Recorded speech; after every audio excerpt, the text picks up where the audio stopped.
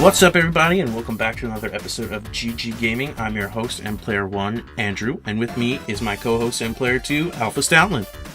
What's up, guys? Alpha Stoutland here.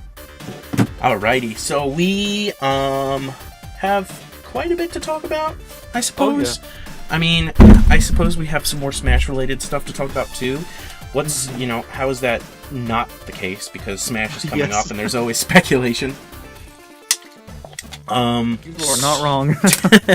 So, before we get into that, what have you been up to this week? Honestly, not a lot. It's been pretty busy. I haven't got to pick up Shantae yet. I haven't been playing that. I hatched a few more eggs for Lillipup, nothing yet. Nice. I'm at 145 right now, over 2 weeks time. So, Jesus. But really not a lot. Honestly, it's been a pretty slow week. I've found some gaming stuff that we'll talk about in a minute, but really besides that, it's been a pretty slow week. It's been a work week. Inventory is about to start in October, so we've been pre-counting stuff and getting rid of old stock and stuff like that. So that's kind of been what the week's been about. Not much gaming time. I've recorded for a few videos. I'm going to record for a few videos. I've been writing some scripting stuff, but besides that, it's been pretty chill, pretty quiet this week so far. Nice. For me, not too much happened. On Monday was my 1-year anniversary with my girlfriend, and we had hung out the following day on Tuesday, and we ended up going out. We went out to eat. We went to a hotel nearby just to relax and have, some of our own time. We watched some stuff. I played some Hyrule Warriors Deluxe Edition on the Switch. Hey. I love that game. This is my third time playing that game. I just can't get enough of that game. It's so addicting. But I got a pretty cool anniversary gift, and that's this giant statue of Goku from... it's a Super Saiyan God Super Saiyan, or short for that, Super Saiyan Blue, Goku, and he's in this cool battle pose, and it's pretty awesome. I like it. Sweet. Now everybody say aw, because congratulations for a year. Thank you. Since I mentioned Hyrule Warriors, I guess we could dive into what we've been playing, and I've been on and off playing Hyrule Warriors Deluxe Edition, and I really love that game. It's just so addicting. There's always these battles that you just unlock stuff and you're just powering up your warriors. And I just really want even more out of that game. There's already so much to offer, and I'm not saying I want more because there's not enough, because there's certainly enough. I'm just saying I want more because I want more. But, also because after the game was released, more Zelda games came out. And they could easily add in some more content if they or let me rephrase that. They have enough content to add in DLC if they wanted to. They wouldn't really have to dig through Zelda lore to look for new characters, because since it came out, there was obviously Breath of the Wild, and I think, and I'm not 100% sure, but I think the Triforce Heroes on the on the DS or 3DS, the one where you play as 3 Links. I think that came out afterwards also.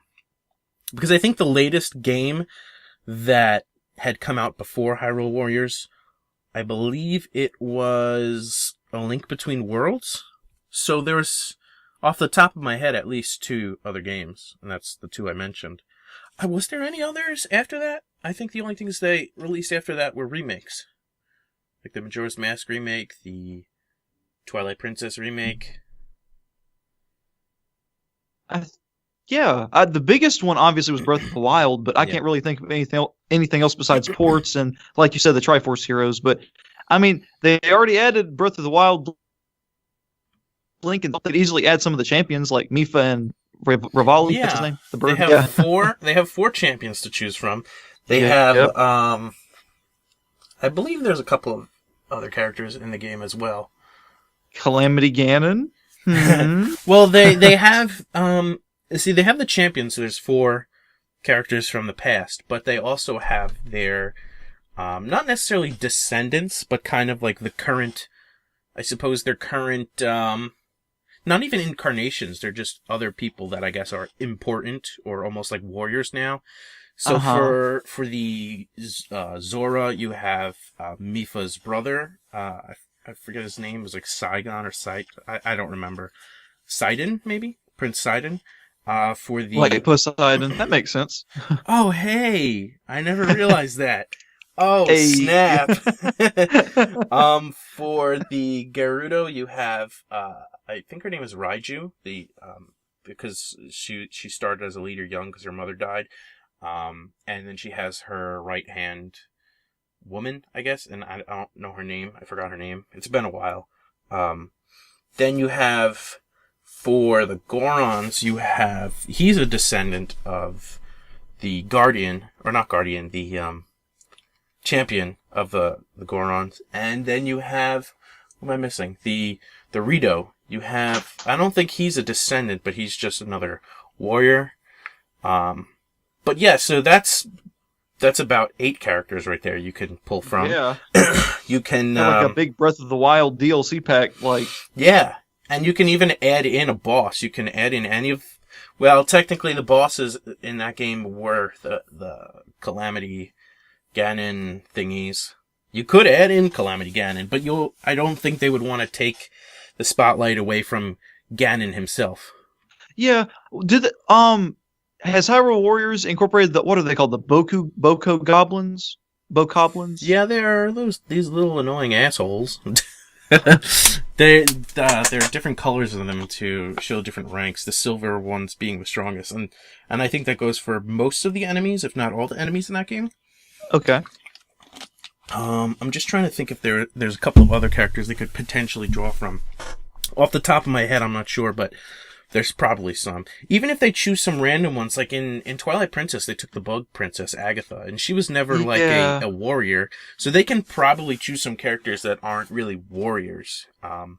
Like maybe some of, whatchamacallit, the scientists, I just forget, like the Sheikah scientists, maybe. Could have Alfonso or some of those random characters, like yeah, some of the random supporting characters. You can also do, I forget, Impa's granddaughter, maybe? She's another character. She's another somewhat, she's not I don't know if she's a minor character. I feel like she's somewhere in between minor and major. Like, she's like a consistent enough character. Okay. But she's only, like, consistent if you talk to her. And if you're trying to do all the shrines, she is involved in getting one of them, because the key to open up the shrine, she's, like, watching over it, and then it gets stolen. So there is some interaction with her, in that regard. But, yeah, there's some characters here and there you can pull from for Breath of the Wild. And, the guy who plays the accordion, there's a Rito who plays the accordion for a lot of the shrines, and he tells you, like, he sings a song that is supposed to hint. It's supposed to be like a song that gets passed on from his master, and it's supposed to hint at how to solve the puzzle to open the shrine. So, and he's never come off as a fighter, but neither did Agatha, and, so they can always, with the idea of being creative, they can really, put in anyone, because they even used, I forget her name, but the girl from Wind Waker, the Rito girl, the young girl who was the redheaded girl with the bell. What is her name? No, that's Malin. From Link's Awakening. But I mean, did I say Link's Awakening or did I say Wind Waker? I think you said Wind Waker. Okay, yeah. Well, I meant Wind Waker because they put in the little Rito girl. But yeah, even Malin or Marin, I forget her name, the one with the bell. She's not a fighter either. Like, so they can really be creative about who they add. So they really don't need to add in a strictly warrior character. Oh, yeah. We already have a Toon Link in the game, but I'm thinking a Triforce Heroes representative, you could use 3 different links together, like 3 running together. And then they'd be so comical. Yeah, and if that's like arguing with each other and stuff. If that's too complicated, there's a couple of characters you could add in from that game. You could even add in the villain. I forget her name. She's like a witch. The one who put the curse on Princess Styla. And, There is I Princess haven't Star played. I'm Wars. not sure. Oh, you didn't play the game? I haven't. Okay. I honestly haven't played any Zelda games, but Ever? yeah, never, no. I want to play Majora's Mask. That's awesome. That's something that grabbed my interest. Yeah, that's a good game. Yeah. The what about Vati? What about him? Yeah, Was he that like would be awesome too. Vani, I haven't played every Zelda game. There's a few I still need to play, and one of the ones I need to play is where it's like his origin story. That Okay. one's the Minish Cap. It was for Game Boy Advance. Okay, that's what he's from. Yeah. Okay. Well, he's not from there originally. They gave him a Okay. backstory in that game. The first game he appeared in terms of game releases and not chronologically in the timeline, but the first time he's appeared in game releases, I believe, was Four Swords. And not Four Swords Adventures for the GameCube, but the original Four Swords that came as a side game for, was it Link to the Past on the Game Boy Advance? So the only way to play the Four Swords was, through the link cable with other people who had it.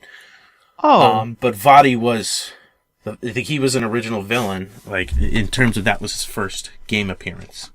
Okay.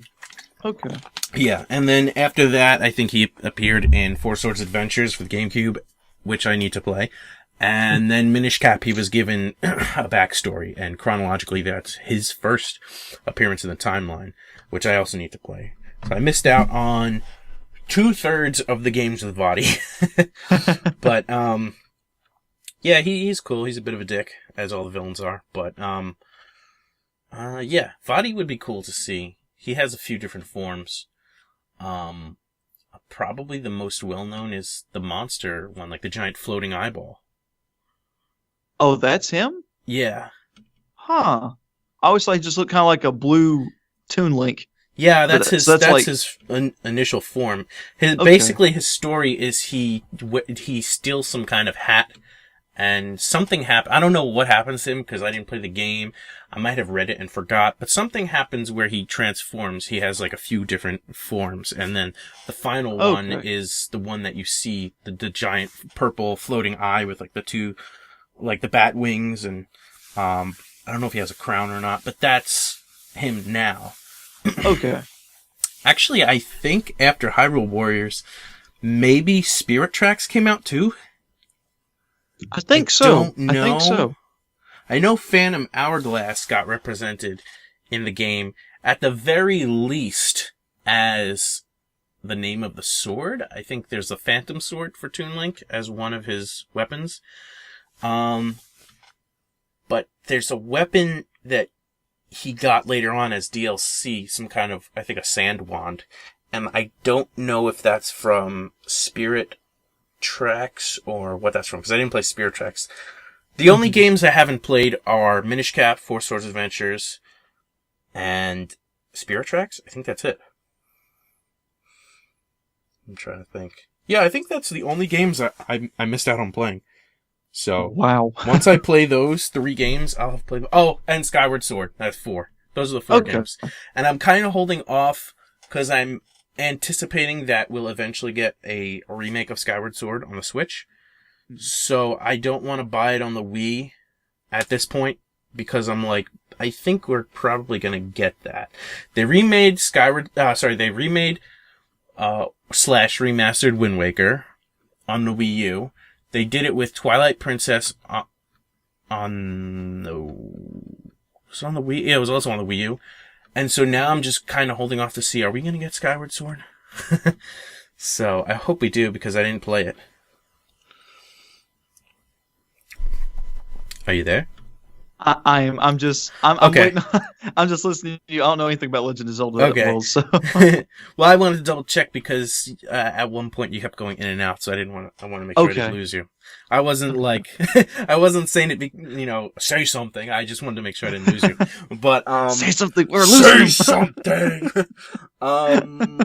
Yeah, there was the villain in Triforce Heroes. She's some kind of witch, and there's also a couple of other characters that, if they use their creativity, maybe can be playable. There's a lady who makes the different outfits. I can't really see her being playable, but you never know. But yeah, so it was a fun game. I enjoy playing it and unlocking stuff and powering up and whatnot. Also, by the way, I forgot to mention last week, but for Kingdom Hearts 3, they have on the cell phone game, they have this, I don't know if it's a limited time event or not, but if you play this thing called X-Trace, or however it's pronounced, they're basically these mini games, and if you accumulate a high enough score, which you can do over time, you don't need to do it all in one go. They'll just keep adding up your score every time you play the game. But once you hit a certain score for all 4 or 5 mini games, then you get a code that you can use to unlock the Starlight Keyblade in Kingdom Hearts 3. And the Starlight Keyblade is one of the ones used in Kingdom Hearts Key for the, or Unchained Key, or Union Cross, whichever it's referred to now for the cell phone games. Okay. And it's a pretty sexy Keyblade. But yeah, any games that you wanted to talk about? I really like I talked about last week. There's only a handful I'm really looking forward to. Besides, Smash. I want to get Super Mario Odyssey, maybe Digimon Survive. I do want to get Majora's Mask HD for the 3DS, maybe, and maybe Kirby's Epic Yarn. Mm-hmm. But I forgot to talk about the Spyro Reignited trilogy. I have never played a Spyro game, so that immediately grabbed my attention because I personally have always loved Spyro more than Crash. I've never played either of their games, sadly, but that just immediately grabbed my attention. But it also really pained me when I saw that 2 and 3 would be downloadable only, and only the first game would be on the discs. I'm hoping them delaying it to November is an indication that they're trying to put everything on one cartridge, on one disc. So I'm hoping that's what it is, because if not, I might not get it. But if it is, I'll probably get it. I'll probably buy it when it comes to the Switch. Okay. Yeah, I'm interested to see that game. If I have time to play it, I would like to try the game out because I've never played Spyro before. He just always interested me more because, Crash is cool and he's just as iconic, but I love dragons. I've loved dragons and dinosaurs since I was cool. 3. So, but yeah, he's such a cool character, and I like how he looks edgy but still kind of cute. They took the best of both of his designs, or his best designs, honestly, and he looks great in this game. And the fact that they redubbed everything and they brought back Tom Kenny, who is a legend, it's just it's cool. It looks like a really great game. He played Spyro. Really? Original 3 games. So they're I never knew that. I was like, whoa. The audio too? Yep. They redid every bit of audio. Yep. Wow. Yeah, and I was like, whoa, SpongeBob is Spyro? What? Tom Kenny's so brilliant. I love Tom Kenny, dude. But yeah, he's amazing. He really is. Man, it's just... But I just blew my mind. I was like, I didn't know he was Spyro! And then, of course, Elijah Wood played him later on, and they've had other characters. Even the guy that played Dipper Pines, what's his name? Jason Ritter.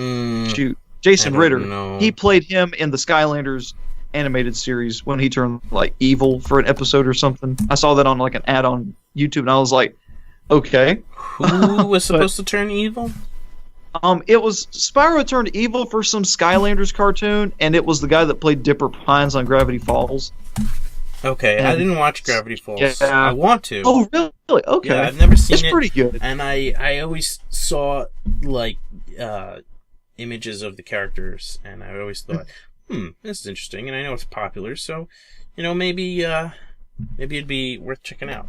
It's pretty good. Same with Steven Universe. I would like to check that out, too. I've never watched that show. Yeah, that has gone...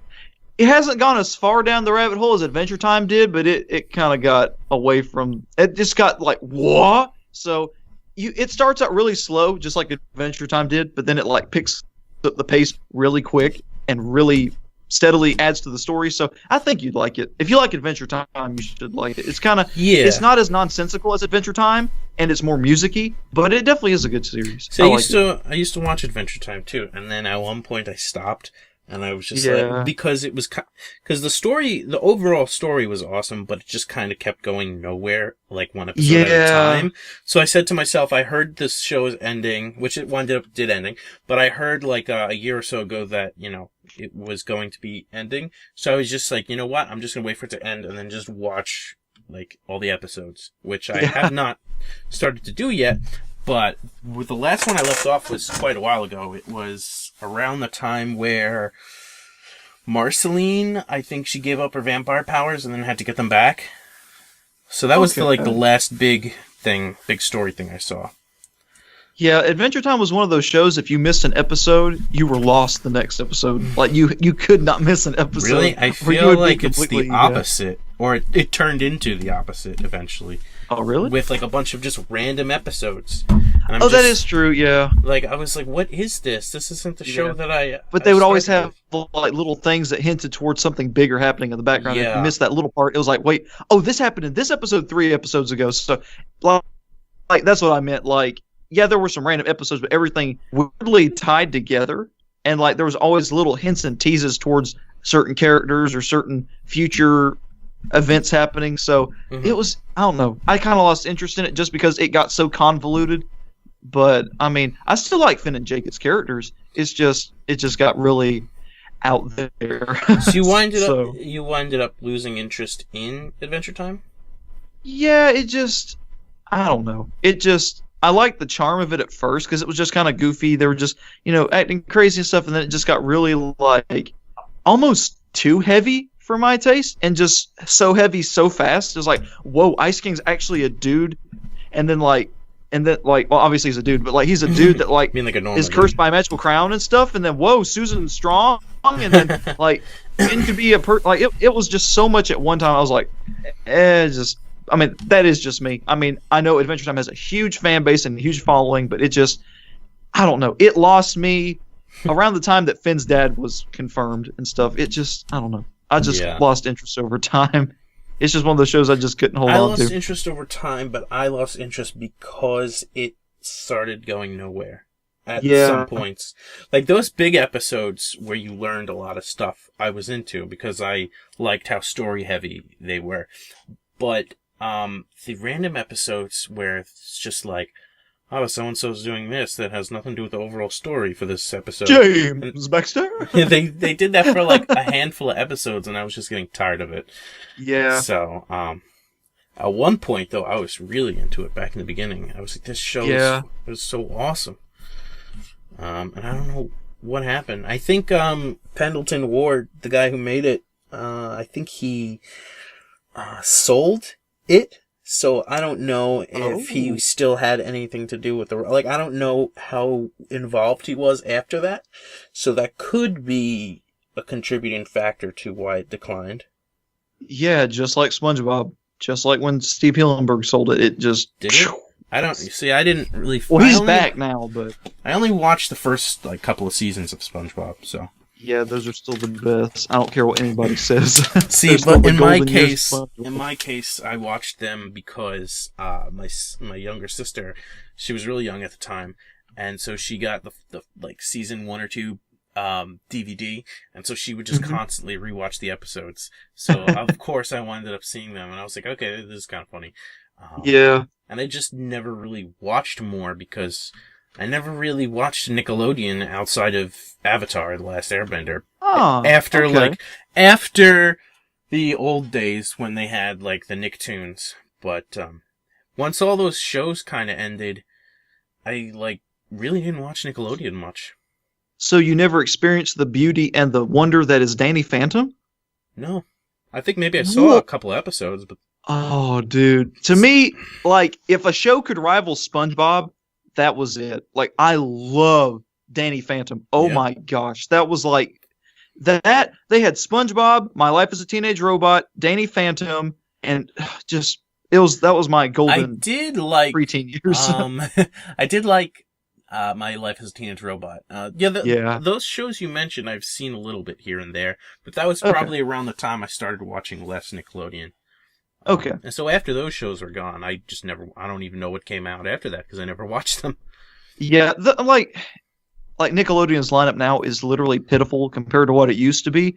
But man, you aren't kidding though. The '90s used to be insane with the Rugrats and the Wild Thornberrys. Oh yeah, Cartoon Network, man, it used to be awesome. Is it even a network for cartoons anymore? I don't know. It's like I know they went through that phase of Dude, What Would Happen and Incredible Crew. I personally liked Incredible Crew, but I get what people are saying. Like, this is a Cartoon Network. Why do we have reality shows and crazy skit shows and stuff? So I mean, that fit more on stuff like Disney Channel and Nick than Cartoon Network because it was Cartoon Network. But yeah, I feel like all the networks have just lost their luster over time. Even Disney Channel, it's just like all the shows just aren't the same. I mean, long gone are the days of Kim Possible, Danny Phantom, and Johnny Bravo. It's just not the same. But I mean, hey. I miss the old I remember back in my elementary school days, I lived for Cartoon Fridays. That was the best. And my favorite show at the time, and honestly still is to this day, is the classic Powerpuff Girls. Powerpuff Girls was always great. I could tell that you were passionate about it by the Mojo Jojo impression in the last video. Thank you. Dude, people loved that, by the way. Really? Yep. I have that video open because I was just sifting through to see if anybody asked any questions, and I noticed one person said they liked it, so I'm gonna have to thank them. Yep. But I think that was the only person who said that. Yeah, they were like, I love the Mojo Jojo and him impressions. Yeah, and I was like, yeah, they were killer. Oh, I thank you so much. I think that one was kind of bad. The one right there. Hey, my Aku was pitiful. No, my Aku was pitiful last week. Oh, it wasn't so bad. Why, thank you. It wasn't so bad. But yeah, last week we really didn't get too much into gaming news because we wanted to focus a lot on the Smash news.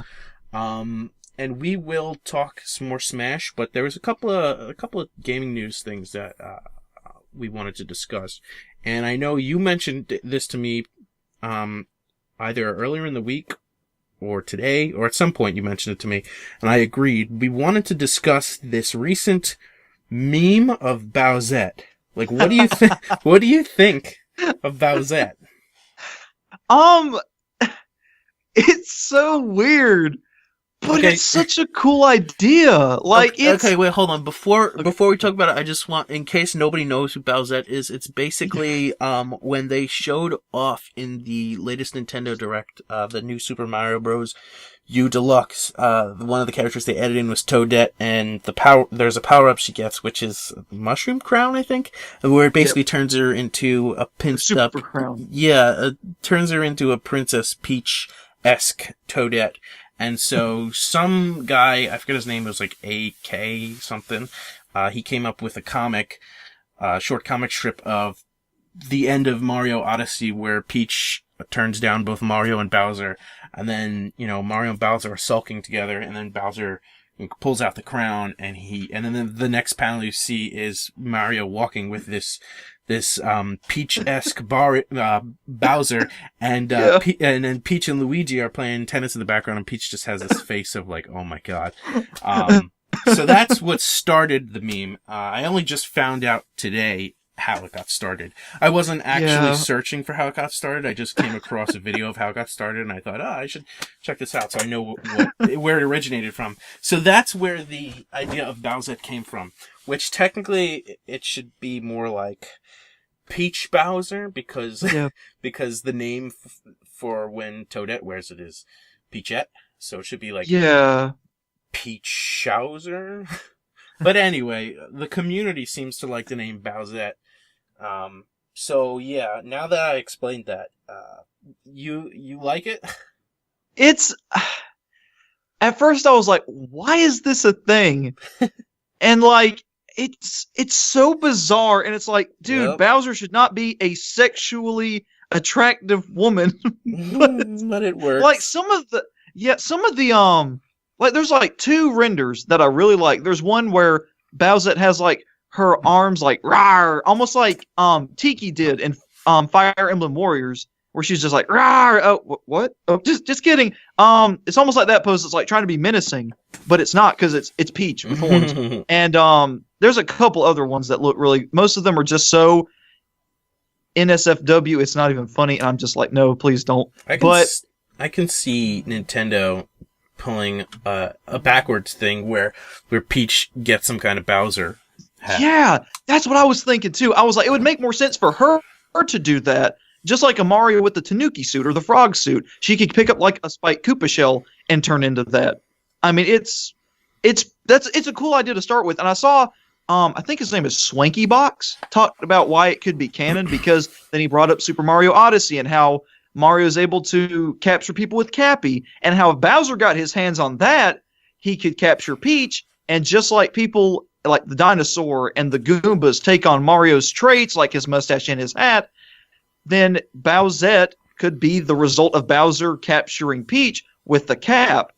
So that was his idea. Well, see, you said it could be canon, but I actually saw a video showcasing the art book for Mario Odyssey that just came out, and there was a concept sketch in there for Bowser taking over Peach's body with a hat. Oh, shoot!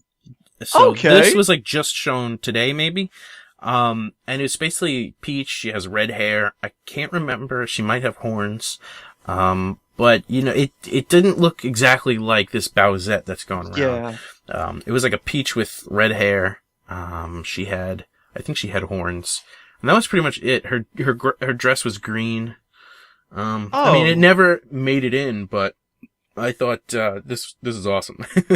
Yeah, the idea is there, and like, yeah, that's so cool. Honest, like, I feel like it would fit better for, if not a Cappy capture, that it'd be like a power up for Peach. I think it's really weird that they literally make Bowser a trans-species, transsexual creature. Well, the thing is, I can understand it making sense if Bowser was pretending to be Peach, not giving away his identity as Bowser, and using it to lure in Mario to capture him, and then being like, it was me, Bowser. Like, I can see him doing that without getting sexual, just kind of like, like taking the bait, like, oh, help me, I'm a princess in distress, or damsel in distress, and Mario comes to save him. He's like, it was me, Bowser, you know? But I can't see them taking any further steps with sexuality, because that's not what Mario does. And especially Bowser as a character, like, it would break his character. However, I can see it as, the only way I can see it being girly is if a girl took over Bowser or something, or took on Bowser's traits. Like Cackletta, yeah. Yeah, like if we said, like if Peach got a Bowser hat or something, then it would make sense to be, more feminine. Peachy. It would make sense to be feminine because it is a girl, but as opposed to Bowser, who's not girly at all. Exactly. That's why it doesn't make sense. Yeah. It's still in terms of what the character looks like, and ignoring who it is and the origin of it, but in terms of just the pure character design and everything, it's really cool. I really like the idea of this, like, this, it's almost what I guess would make something like Morgan from Darkstalkers appealing. Like, you got this demonic, sexy girl, so it's kind of like, there's something cool and like sexy at the same time with this character. So it's pretty cool. I like Bowsette, it's Peach, but edgy. Like, it's cool how edgy Peach. It's like this cute little innocent princess, and then she's like, I'm a monster. It's a cool transition between the two. Like, it'd be such a great power up. It's great for something that's not actually Bowser, but just like a different character, or Peach taking on Bowser's traits is what it would make sense. Yeah.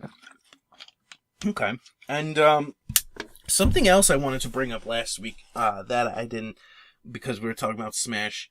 And I don't know how much you know about. I know you haven't really been. You don't play Devil May Cry, but there's something that Capcom has been doing with their games recently, and that is that they've been using I don't know the exact word for it, but they basically take real face models, and they've been using real faces for their characters in the games. Which they use motion capture now. Okay. Yeah, they do, but in terms of the actual characters, they've been using real people as face models, so the faces look realistic now. And they did that for, at the very least, the ones I've noticed was Resident Evil 7, and now for Devil May Cry 5. And, it's a cool effect, but for a game series like Devil May Cry, where they always were kind of anime cartoony in a sense, like the faces were very, they're not so realistic, to all of a sudden transition into more realistic, it kind of has a different feel to it now. It doesn't feel the same. It's still, it still overall feels like Devil May Cry, but the characters just seem like different, like very different. And I don't know how to feel about that. And I was curious what you think of something like that. I feel like these realistic faces kind of border the uncanny valley a bit, where now it's like, they kind of look like real faces, so it's sort of uncomfortable. Yeah, it blurs the line between fantasy and reality if they actually look legit. That's why I'm not a big fan of super realistic human characters in video games. I prefer characters like Mario and Shantae and Mega Man and even Ryu, who's like absurdly jacked. Most men aren't like that. Even like more realistic human characters in video games aren't realistic in a sense, because you got Snake, you got Ryu, you got Cloud, and all those characters, but they still have, like you said, a more anime style. They have something that makes them look not fully like actual human. They look like a video game character. And like if you took someone like Mario and made him like properly proportioned, he would look so weird. And I can understand you saying that for Dante, because he does have like that edge. He has like that anime edge to his face and stuff. He looks like an anime character, like you said. For them to take a realistic face and impose it on that, you're right. It does. It's so jarring. Yeah, it is. Change the character's design so drastically. The thing is, some of the characters, they don't seem too drastic of a change, like Dante and Nero. They still are very similar to how they looked in their previous version. They still border that uncanny valley to me, though, where they look realistic, and it's a little bit jarring. And I don't quite know how to explain Uncanny Valley. It's kind of like the in-between of, there's like this psychological effect. I don't know the exact definition of Uncanny Valley, but there's basically this psychological effect where there's this area between realistic and unrealistic, where there's like this, somewhere of a middle ground where the brain just kind of is like, this is awkward. And it kind of skirts the line of that. So, the female characters, though, they're the ones who have the, I suppose, biggest change, because these characters who were very anime-esque, now have realistic faces, and I feel like the female characters got, hit with that drastic change way more, because Dante and Nero still, I guess both versions of them had very similar, like, I suppose the people they got had very similar faces. At least Nero looks the closest. Dante looks second closest. And then Lady and Trish just seem way different, like different characters. Okay. They look like people cosplaying as, as who they're supposed to be. So I thought that... it's supposed to be the other way around! Yeah. And that's not to say they look bad. They still look good. They just look different. Like, this is a different character, it looks like. Like, this is somebody who wants to be a lady, and this is someone who wants to be Trish. So, But, yeah, I don't think there was any other gaming news this week. I mean, there probably was, but, I mean, that, like, really stood out. I did see that they came out with wireless controllers, or they're coming out with them soon. So that's pretty cool. Wireless what?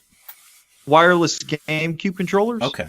For the Switch. So that's something worth noting. So I've read in comments though that like it for like Smash and stuff, the input delay on a wireless controller is a little bit more than like a wired controller. So I would probably stick to a wired GameCube controller, but it's cool that you have the option now. So yeah, I used the wired GameCube controller that came with the Smash bundle for Wii U. That's what I've been using.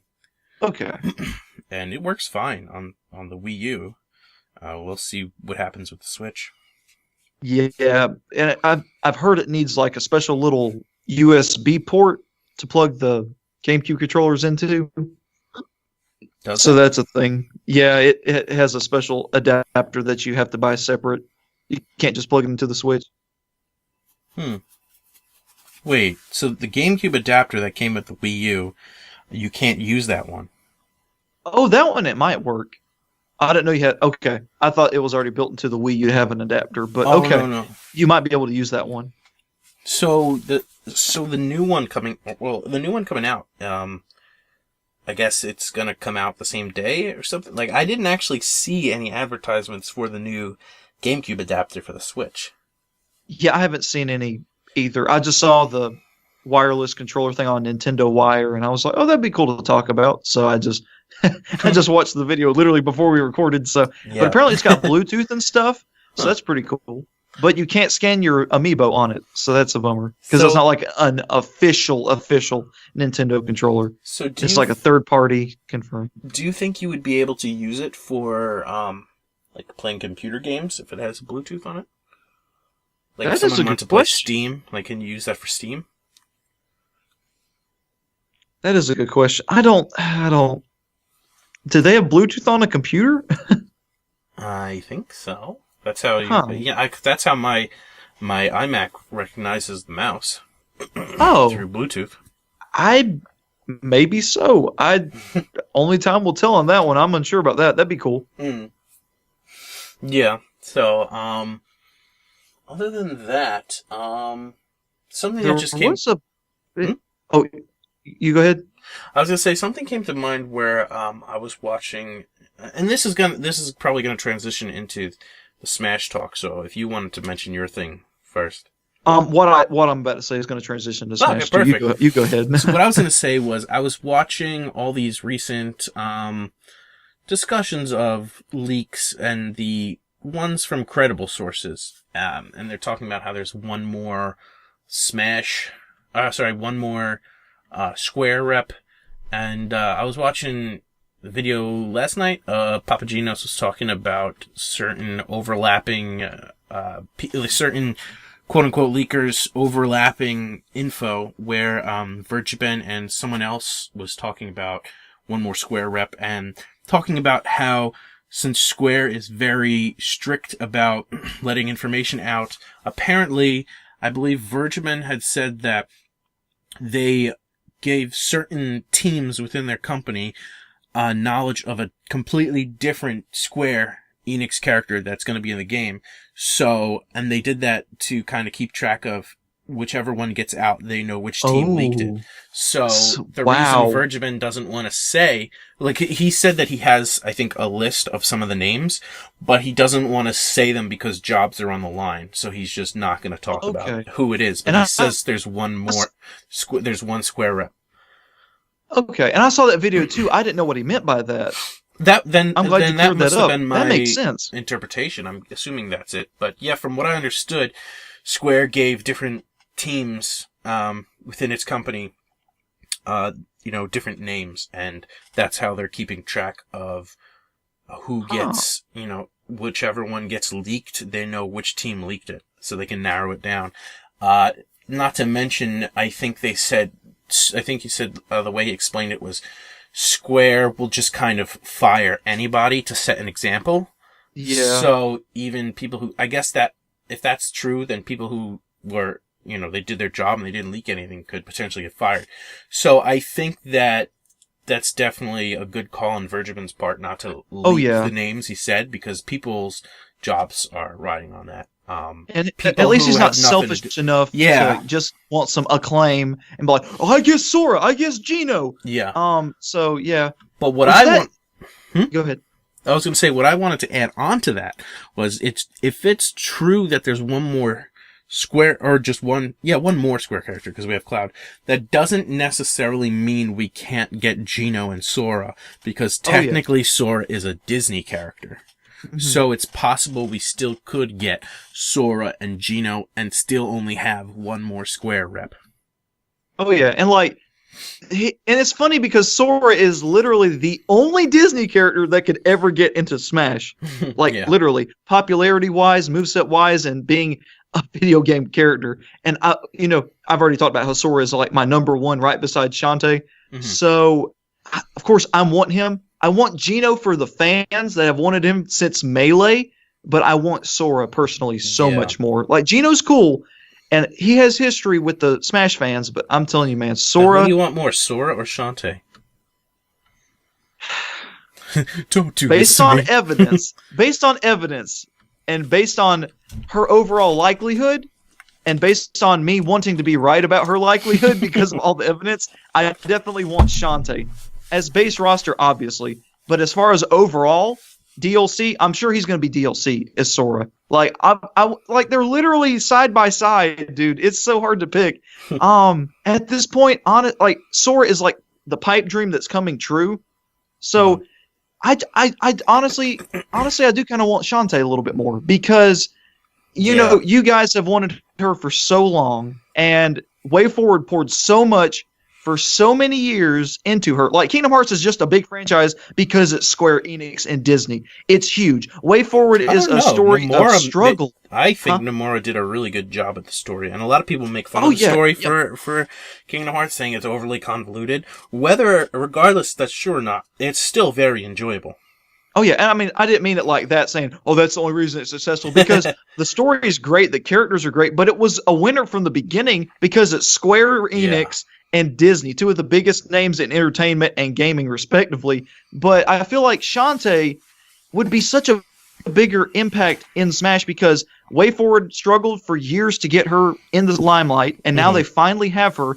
People want her. People wanted her. They pushed her, and she has history with Nintendo. And, like, there's so many people wanting her. There's people like me that didn't want her to start with that now want her because of the evidence, that because of we see the passion for the fan base. We see who she is as a character and why she fits Smash so perfectly. So, if for no other reason than to stroke my ego and to appease the fans, I want her in Smash because she's such a cool character. She's so cute. She's so cool. She has such great moveset potential. So much evidence. I'm going to do a video about this. I just want to...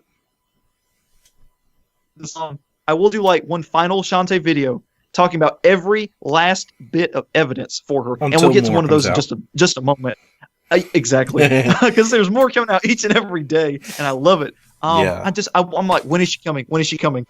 But that just makes you wonder if she never comes, what all this evidence meant. Yeah. Like, exactly. Like, if it's not for something, what was it there for? Yeah. And I feel like I don't think Way Forward would be that cheeky and that, honestly, jerky and rude to the fan base to put them on and on for so long, knowing full well how much the fan base wants her in Smash, knowing how much they wanted her in Smash during the ballot. I feel like it would be just the biggest middle finger to the fan base if she's not playable. Or at the very, very least an assist trophy, because they're dropping so many hints that she is playable. And I want to transition into some news I heard this week. September 25th, Christina V., Shantae's voice actress, was in Burbank, California, and posted a picture in a sound room. And I'm pulling up the picture on my phone so I don't misquote it. But she said, "I'm wrapped on this game." And she's got a peace sign and then 2 flexing muscle emojis. What game could she be talking about? I think it's Smash. I personally do, because why would she have 2 flexing muscle emojis? Besides she showing could up. be just, I mean, trying to step back from it, jumping on Smash. It could just be like, you know, a victory that she wrapped up work on a game. Like, yes, you know, I did it. Also, somebody, I was reading, somebody pointed out that Hunter, I think it's pronounced Hunter Hunter, but Hunter x Hunter, whatever the anime and manga is just recently getting its dub, and I think she voices a character on there. So it could be that. And then somebody mentioned maybe it's the new Jump Force game coming out that has Hunter Hunter in it. But my argument for that is that the Jump games have never had English audio because of all the licensing issues, unless they plan on doing that for this one as the first one. But they've always had Japanese language because I believe it's Shonen Jump or whoever in Japan like quote unquote owns these characters. In America, Okay. different companies own their or licenses them. Like let's say for example, Funimation has Dragon Ball and God, I forget the name of the company that owns like Naruto. Or not owns, but I suppose has the rights to dub them and whatnot. Whereas in Japan, I believe it's like, it's all owned by one company. I guess it's the equivalent of, let's say, we did something like a giant Marvel crossover, and let's say in Japan, different studios license different Marvel comics or shows. Bringing it there would be a licensing nightmare, potentially because different companies are licensing said characters and have the rights to said characters. But I don't think that's the case. I'm just saying, it would be the equivalent of it. So, whereas for us, it's just Marvel, they're Shonen Jump. So, I believe it would be a licensing nightmare to have English voice acting. That doesn't mean it's impossible. Yeah. And just look at Super Smash Bros. Exactly. But, the impossible is happening right before our eyes. But the point is, that it would be a big issue, and that is not a giant game like Smash Bros. It is gonna be a giant game, it seems, like they're really pushing it. So I could see them attempting to get some, English voice acting, which would be amazing, but who knows? Oh yeah. And it could be any game that she's in, but yeah. My heart tells me it's Shantae in Smash. Here's my other argument to potentially be against it. Do you think they would have waited this long to start recording, where it's like a couple of months before it's released? Well, you think she would have been recorded already by now? Well, she said she just rapped on it, so she could have been recording for a while. Plus, David Hayter, I think he was at a Comic-Con, someone asked him about, Snake and Smash Bros., and he said he hadn't been contacted about the codex yet. So they might not add in the codex. They might just reuse his audio from Brawl. Yeah, I feel like they could use it for the old characters, but what about the new characters? They have new audio for Ganondorf and Zelda. That is true. And I just found this out. It's kind of weird listening to it. Because I think now I don't know if the voice actor changed, but the vocals sound different for Ganondorf, which is strange because I think they always use the same guy. Oh, really? I think he was the same in Melee? No, I mean in terms of the Zelda series, I think they always use the same voice, and I think whatever they had used in the past games might have also been the same guy. That loud, or that deep, but it's... It's different. It's still kind of deep. It just kind of sounds a little different. But he makes different types of sounds, I guess, because his movements are different. Like when he swings the sword, he does something like a ha kind of thing. Okay. So, I don't know if it's the same voice actor or not, but Zelda sounds like a younger, more or less emo, less serious Zelda, which is good. I like this Zelda. I'm excited to try her out. Yeah. Yeah, I definitely think the cute Zelda design is better than the edgy gothic Zelda. I didn't realize how much I liked her until I was comparing the two in my head, and I was like, she's so much better. It actually fits Zelda's personality, just like Peach. Yeah. If you made Peach edgelord, it wouldn't make any sense. So I feel like making Zelda that just didn't really fit her character. So yeah. Now the only edgelord we need to smash is Shadow. Yeah. Now the other thing to argue for Shantae and Smash is it's also possible that everything has been wrapped up in terms of recording for characters, and that she could be recording for Shantae as DLC. True. Very true. It could be Way Forward could have probably known about her being included, and there could have been a contract saying, such and such characters we need to get in first, but we're planning on adding her in as DLC. They could have been contacted about a DLC roster, Who knows how far advanced they plan. They might not even be thinking DLC right now, which I think would be the wrong move, because they should know, especially from Smash for Wii U and 3DS, that they're gonna make some money from DLC. Oh, yeah. So and it would be speaking on DLC, Oh yeah. Speaking on DLC, it's not that they don't work on it. I mean, they don't work on it until the game releases.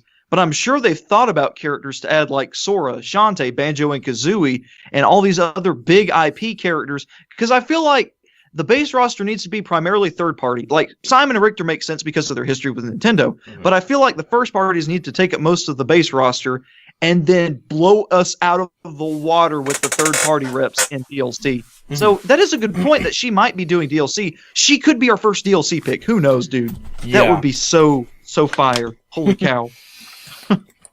Now, there was another, well, a lot of people are believing, this other quote-unquote leaker leaks, where they pretty much narrowed down to believing Steve from Minecraft is in the game. Like, people think he definitely is because somebody had, I guess, said something. I don't remember what they said, but the other thing they had said was Steve being in Minecraft. Steve from Minecraft being in Smash, and people are freaking out as in like, oh, you know, this is he's gonna be in. He's been confirmed. Which I don't think it's been. I think whoever said that didn't say Steve was playable. They just said he was in the game. But and Bergman himself said he didn't know if he was playable. He didn't know if it was a creeper rep. He didn't know who it was. Now, again, I think we spoke about this last week. I don't mind Steve being playable, but I think other characters deserve the spot more. Like, I can't see... I mean, I could see them making this decision because of what it could mean in terms of money. Like a marketing, but I was gonna say I can't see Steve being picked over Banjo and Kazooie. Yeah, you know, I feel like Does Microsoft own Minecraft? Yes, they bought it from Mojang Studios years back. But yeah, like I feel like they would put Steve in the roster over Banjo because they know nobody would buy him. So, because he's such a boring character, sense. So they would put him as base and be like, "But wait, guys, we got Banjo coming as DLC." Not if Steve comes as a combo pack with another character. Oh, that would be cool. Yeah, that like a Microsoft combo pack. That would be interesting. But yeah, that like I really can't. There have been a handful, like a small handful of people I've seen that actually Smash. Not it would make sense. Not yes, it would be cool. I want to see Steven Smash. There's been like 5 people that I've seen out of the entire Smash fan base that actually want him in Smash. But apparently Sakurai likes Minecraft, and it's his decision. Oops. Yeah, that plays in his favor even more. I heard that too. And apparently, Minecon tomorrow is supposed to have a big announcement because on Twitter, 2 of the big higher-ups there were like, I can't wait to talk about the secret surprise tomorrow, basically along those lines. So it could be a Steve reveal at Minecon. So we'll have to wait and see. It's like we're recording this on Friday. I'm like for and against that. For, because I know if Microsoft is involved in Smash, they're more likely to bring Banjo and Kazooie over. Yeah. Yet I'm also against because I'd rather him be first. So I feel like Steve would kind of be a waste of a slot in a sense. You are not alone. A lot of people feel that way. And I'm sure Sakurai could make him fun to be playable. It's just the fact of who the character is. Like, you know, I just like, why? I mean, and like, I've seen people say, well, Mr. Game & Watch and Rob, well, first of all, they're both first party. And Mr. Game & Watch, he represents that era of games. We didn't have the 4K resolution we do now. He was literally... He moves just like he did in those games, and it's wonderful how he does that, and Rob's a robot. That's it. I mean, he has an excuse. Rob was becoming more relevant because he was being added into Mario Kart at the time, and like he made a couple of appearances, I believe. I don't remember where. So when he appeared in Brawl, he had appeared around the time where he was appearing in a few other games. Not only that, but he represents Nintendo's... not merchandising, but I guess when they try to expand the console, I suppose. Yeah. Like he represents a type of game that they were trying to go for, like attachments. And Game & Watch represents, I think, before Nintendo, maybe? Like he was like their, I guess, first esque attempts at making games. So they both actually represent something in Nintendo's history. Whereas Steve, he doesn't really represent anything except for Minecraft itself and the popularity of customization. Yes, it is huge, but what I'm saying is, in terms of Smash Bros, where you have big characters, I suppose they have big IPs too, but does Steve fit in with that over other choices? Yeah, that is the question. I don't mind him being tacked in at the end. But I don't mind him being tacked in at the end or after all the other more wanted characters get in. But to put him in before and get better and get more iconic characters as DLC is kind of almost like a middle finger. We wanted to put in Steve before Banjo-Kazooie and before Geno and before Shanta. It's really? Unless they all come out alongside each other, then I'd be fine. It's just kind of it feels like a middle finger. It is a bummer to think about that. I mean, to me it makes sense because then companies like WayForward, Microsoft, Ubisoft, Square Enix would get money, and that would give them more incentive to put their character in Smash, and plus Nintendo would make bank. And if Sora's in Smash, Disney loves that money, so they would be more willing to put him in alongside Square. So and like we saw with Bayonetta, Cloud, and Ryu, I mean, half the DLC roster was confined to third parties specifically. So, and then of course we had 3 vets and then the newcomer. So it just hold on. Who's the newcomer DLC? I know they had Mewtwo, Lucas, and Roy, huh? And then Corrin. That's it was Corrin. Yeah. Did you say Ryu? Yeah. Well, I meant Ryu, and then I think Corrin, Cloud, and Bayonetta. Or was it Cloud and then Corrin and Bayonetta? I think Cloud, Corrin, Bayonetta. Yeah. But dude, it is a good thing that Square did not leak that, or no one at Square leaked that, because holy crap, that was hype when Cloud got announced. Yeah. Yeah. That's why I wouldn't be surprised if a leaker said we weren't getting any Square characters and then we wind up getting one, because Square is we ain't leaking shit. They have to kind of be strict, because in this day and age, everything gets spoiled beforehand. Yeah. There's no surprises anymore. If it's not somebody leaking something, it's a company like GameStop or something putting info out early. It's nothing can be kept a secret anymore. And I think Sakurai realizes that now and is we're going to reveal everything before the game comes out. And that's really smart on his part, because then it's okay, which characters do I grind for when I get this game? So it's which 5-6 characters do I hone in on that I'm getting first? Well, there was also, and I don't know if this was also from a leaker or what, or where this information came from, but I remember at one point it being talked about that the amiibo would be an alternate option to unlock the characters.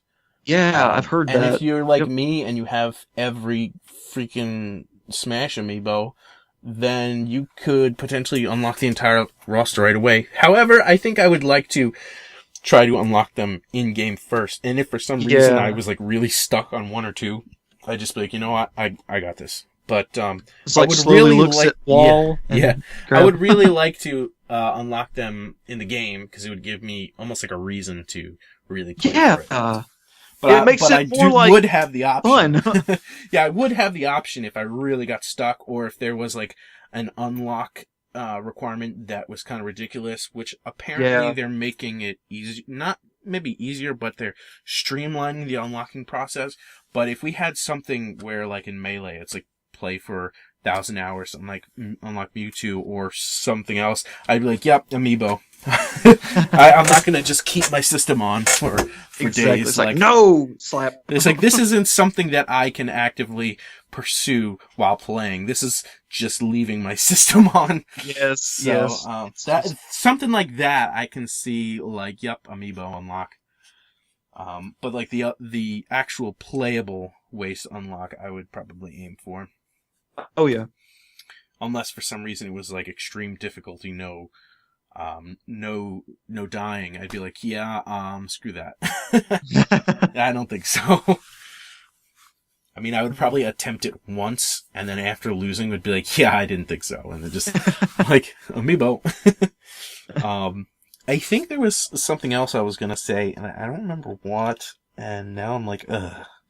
It was something regarding Smash, but, Check the list. Did you have I know we spoke, I know you said you wanted, like, Shantae over, Sora in some ways, but do you have, and we probably talked about this one. I think we even talked about this when we were on the Chosen Ones podcast. But did you have a top like 3 characters that you wanted in, or top 5 characters you want to see in? Oh yeah, when it started, it was definitely Shovel Knight, Shantae, and Sora. Mm-hmm. And then Shovel Knight got deconfirmed, and I was heartbroken. But at least he's in the game, and then it gave Shantae even better chance. So I would say my third pick right now. I'm serious. If Shantae and Sora get in, I don't want anyone else. But if I could get one more character to bring along the way, it would be Geno, just because of the fan demand. Like, and he is a cool character. Okay, I'm Sakurai, and I'm allowing you to pick 5. Who are your other 2? Ooh, you shouldn't have done that. You shouldn't have done that. I would bring Sceptile. I would love to have Sceptile. That sounds fun. Yeah, we need a grass type fully evolved starter, and he was popular on the Smash ballot. I would love Sceptile. He's still one of my favorite Pokemon. And being a Pokemon fan, I love Sceptile. I would love to see number 5. Oh, I'm sorry. Go ahead. Oh, you go ahead. No, you finish. Okay. Number 5. How about Stoutland? Dude, if Stoutland was playable, I would flip out. You would main him. You would main Stoutland. You would main Stoutland. Stoutland and Shantae, man. That'd be my channel in a roster. Like, just make a new channel called Shantae Stoutland. Gosh, there's a ship in there somewhere. Okay. Shantaland. But gosh, my 5th. I know he's an assist, but there was a way to bring him back besides Shovel Knight, obviously. Waluigi. I feel like he is long overdue to be playable. I hate that he got the assist treatment 3 games in a row, man. It's just I personally like Wario more than Waluigi, but just the fan following for the Wa, it's just it's so sad to see. Yeah, it's so sad to see him to an assist trophy again. And it hurts with it hurts for Shovel Knight, it hurts with Ashley and Crystal and all those other characters that people play. Man, Waluigi has just been consistently asked for, and it feels like at this point, if they added him, it would be kind of detrimental to the memes that, oh, Waluigi's not going to be in Smash, but at the same time, it would be like, okay, guys, I hear you. Here you go. It would just, so... No, there's three things I was going to say. One was I was going to say about Sceptile, it would be cool to see him use some stuff that he used in Pokken Tournament, like I think swinging with the vines and stuff, and I think Ivysaur already does some similar things. But it'd be neat to see him kind of do almost like a Spider-Man web shot with his vine. I don't know, that just sounds cool. Yeah. Like using it from his arms as opposed to just like maybe from his back or something. Yeah, the bulbs on his back he can use as like storing sunlight stuff. I mean, he could use that for like solar beam or something. Oh yeah, he does have bulbs on his back. He would be almost like Greninja in a way. He'd be fast and agile and like a ninja like, but also like a dinosaur. I feel like he would work well as a Charizard Echo that borrows from Ivysaur as well. That would be interesting. Like, that'd be another way to get another Echo in there. So. Yeah, like, he wouldn't fly or anything. Like, instead of Fire Breath, he would maybe have the Leaf Blade or Razor or like Leaf. Bullet Seed or something. Yeah, like he would borrow from Ivysaur, but be based on Charizard as an Echo. That would be cool. That would be cool. Yeah, and I was reading another leak that actually was talking about this, and I don't necessarily believe it, but I thought it would be really cool. And it'd also be another way to use, or to bring back Charizard's Rock Smash, because he doesn't have that anymore. And so Sceptile can use Rock Smash. Yeah, that would be cool. Yeah. That would be cool. Yeah, and since he doesn't have wings, his up B would probably be the Vine Whip that Ivysaur had. So he would be an Echo Fighter in that he's Charizard with Ivysaur moves. I mean, I feel like some like Bullet Seed he could definitely use, but there's actually moves that he doesn't use like Razor Leaf and Vine Whip and stuff, so that it would be. But at the same time, there's also moves that like Pikachu doesn't use Skull Bash in the games. It can't learn Skull Bash, so there has been some overlap in Smash. So I mean, they could make it work. The alternative, I do see something like Leaf Blade and stuff like that. The alternative is that he's like quote unquote a newcomer in the sense that Dr. Mario is a newcomer, where he would borrow from them, but maybe have like one or two unique moves and be like, "Yep, he's a newcomer." That is true. Like, I can see that. I don't necessarily think we're gonna get him because of all the other fan favorites. Maybe he could come later. Maybe he would come later as DLC. But I can see him in the game. Like, it would make sense seeing him in the game. That's what I mean. Especially as big as he was in the battle. He was the #1 Pokemon on the list, so yeah, he definitely works in Smash. I could see him working in Smash. While we're on Pokemon, we kind of got away from the gaming topics and stuff. Did you want to talk about Meltan? Meltan, yes, I did. However, there was something else I wanted to talk since we were still talking Smash. I guess we can do Smash and then we could talk Meltan, and then there was one fan comment that we can answer, and that can probably be the last things we talk about because we're running a little long. Now for Smash, I didn't get to say my top 5. Gotcha. Which I think I already kind of said last time, but in no particular order. There's Shantae, Banjo-Kazooie, and this is never ever going to happen, but I really want Marina Liteyears in there from Mischief Makers, and that gives me 2 more slots. So it would be really cool to see Sora. And although I have no idea on who exactly Geno is because I'd never played Super Mario RPG, the fan demand and my own interest in the character because he looks cool, I would like to see him in.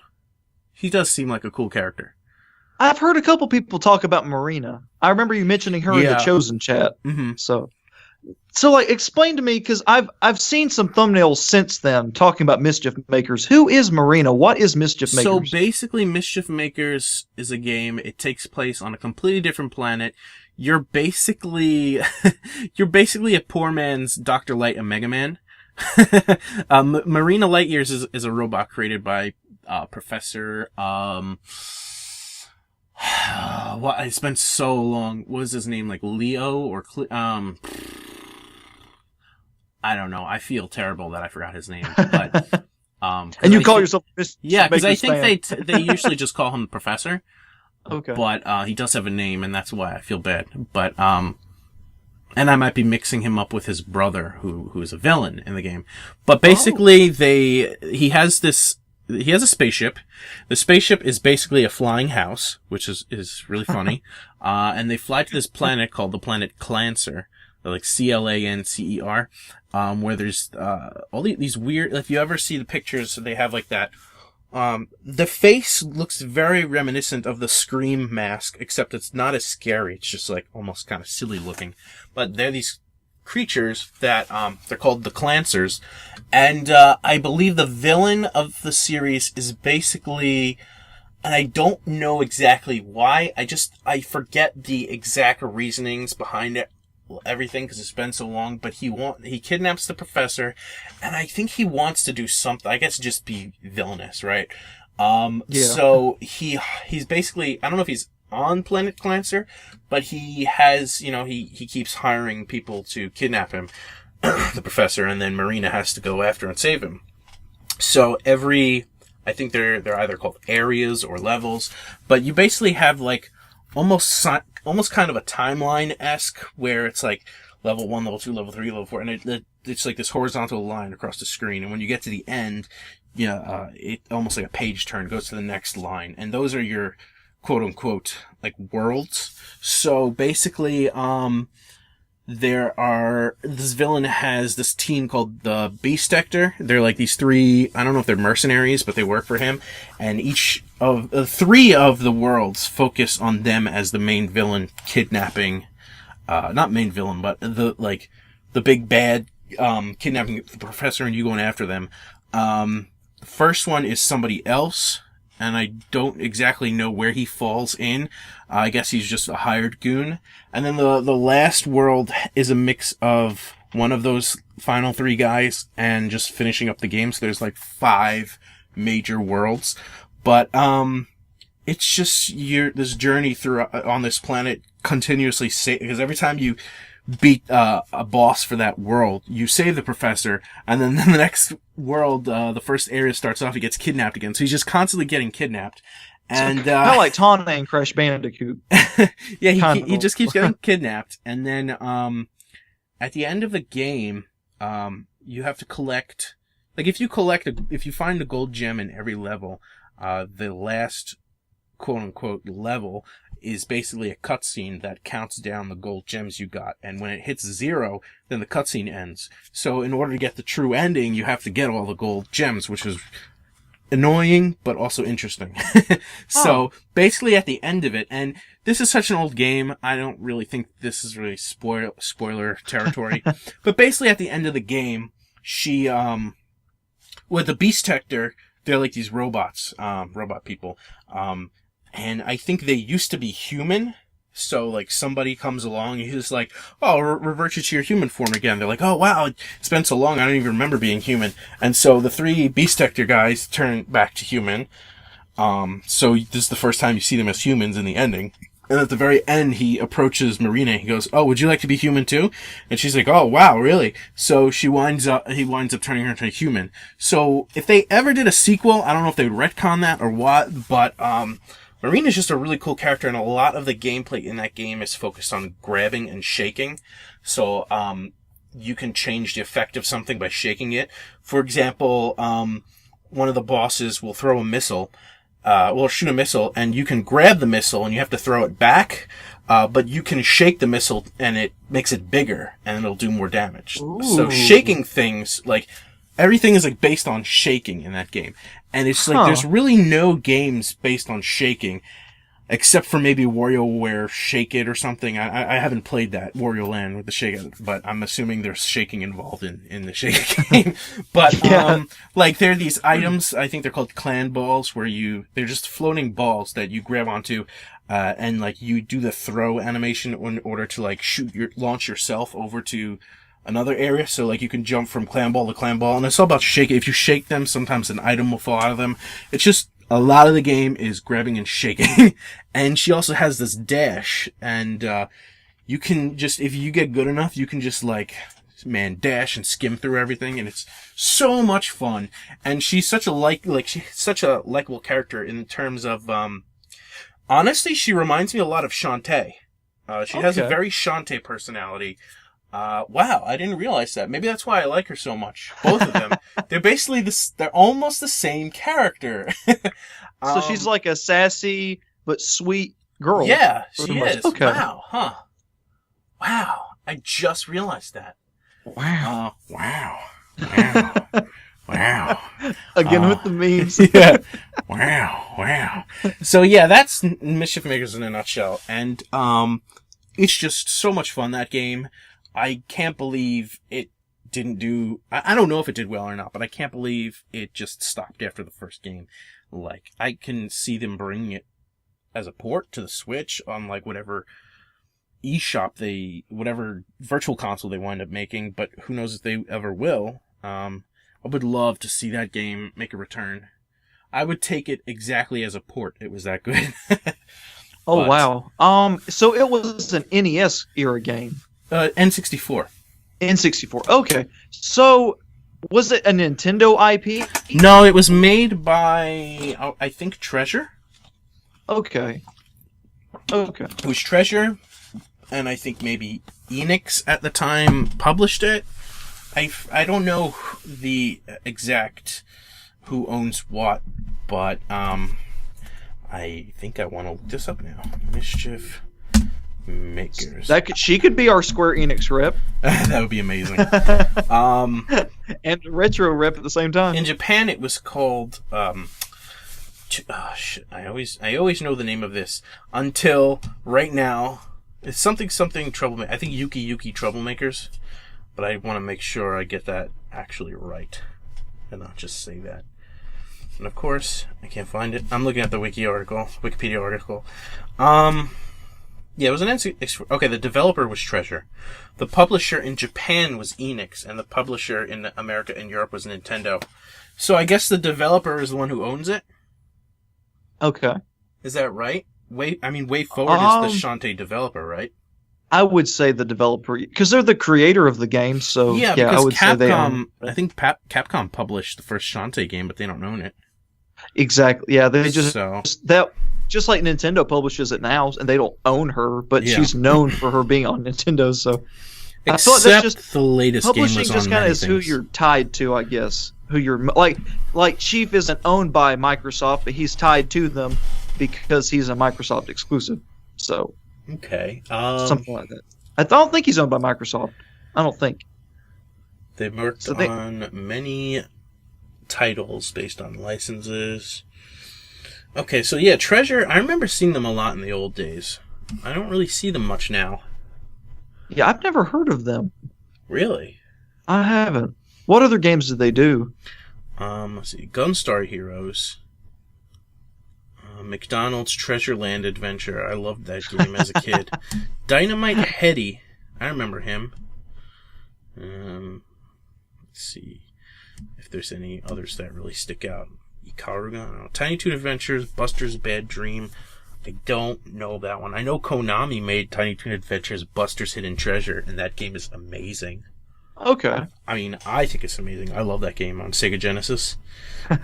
It looks like now they're mostly doing licensed stuff. I don't know what Geist Crusher is. Developed by Treasure, published by Capcom. Game launched as a part of a cross-media franchise, including manga adaptations. It seems like they're basically doing licensed material now, and not necessarily their own stuff anymore. That's interesting, and also a shame.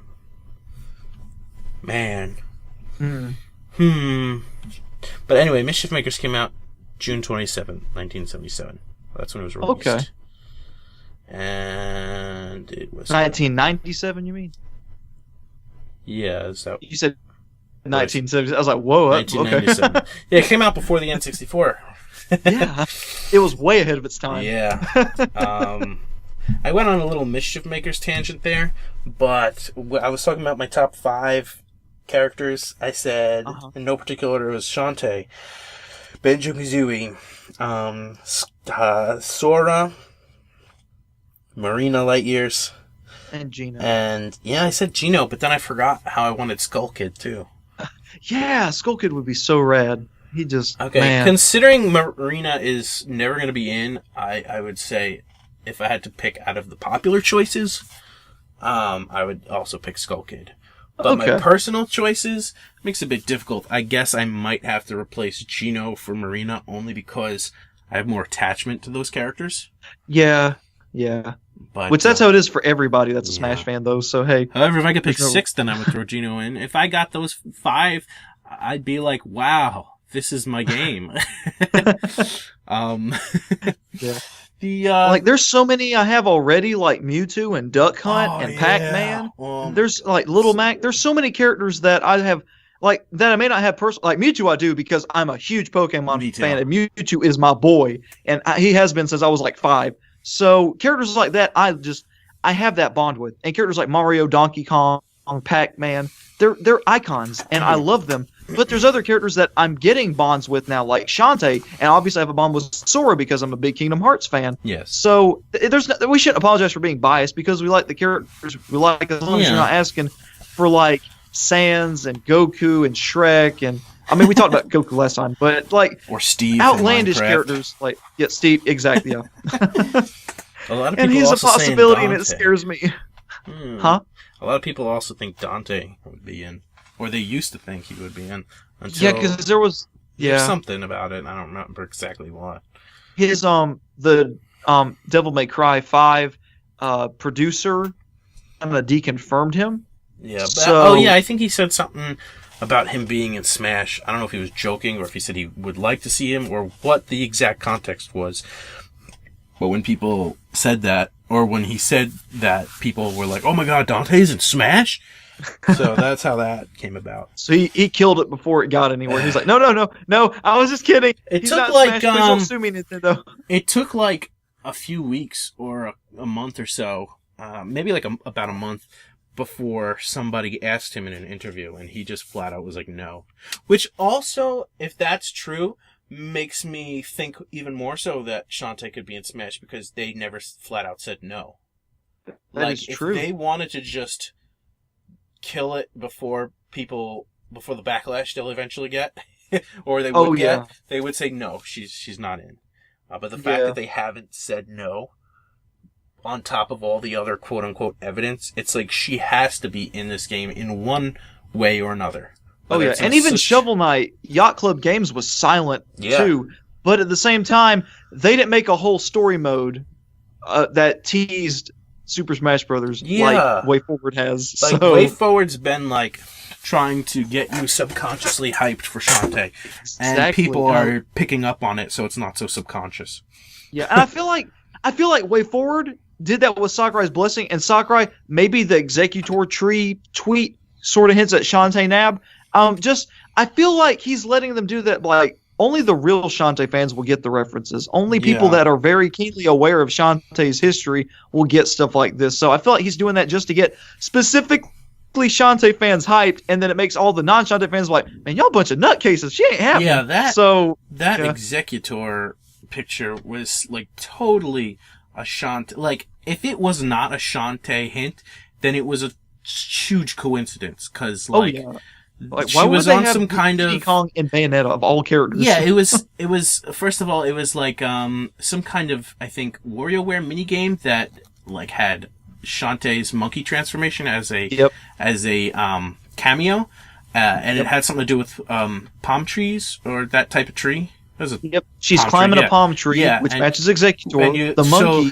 So, she like holds onto the tree and uses like the bullet to like jump off of it.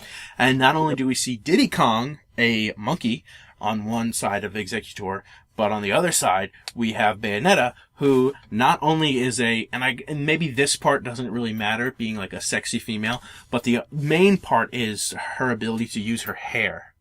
Yes. Like, Bayonetta is about using her hair. And also, people have pointed out the buildings in the foreground on Big Blue match that of the Super Shantae Nab level, and the blue sky. And like you said with Bayonetta, and Wreck-It Ryan actually did a whole video on this. It was like a 2 or 3 minute video talking about this. And he mentioned that in the first Bayonetta game, her watch had a red jewel, just like the one Shantae was nabbing in that minigame. It's just, I feel like Alex Jones, man. It's crazy. It's just, there's so much stuff that's like falling into place, and people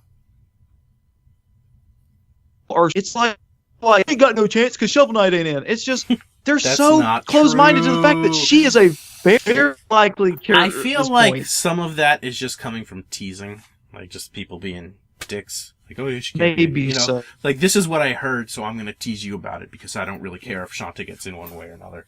Yeah, like, that's there have been so many people on my channel, especially on the Shantae videos I've done, that have been like, please no, she has no chance. Please stop. She'll never get in. There have been a couple people that have been like, she would be cool, but I don't see it happening. She'll never happen. But there have been so many, it's just like, she doesn't deserve it. She'll never get in. I'm like, y'all, really? You want Gino, a character who hasn't been relevant in over 20 years, who is still really cool, but again, who hasn't been relevant.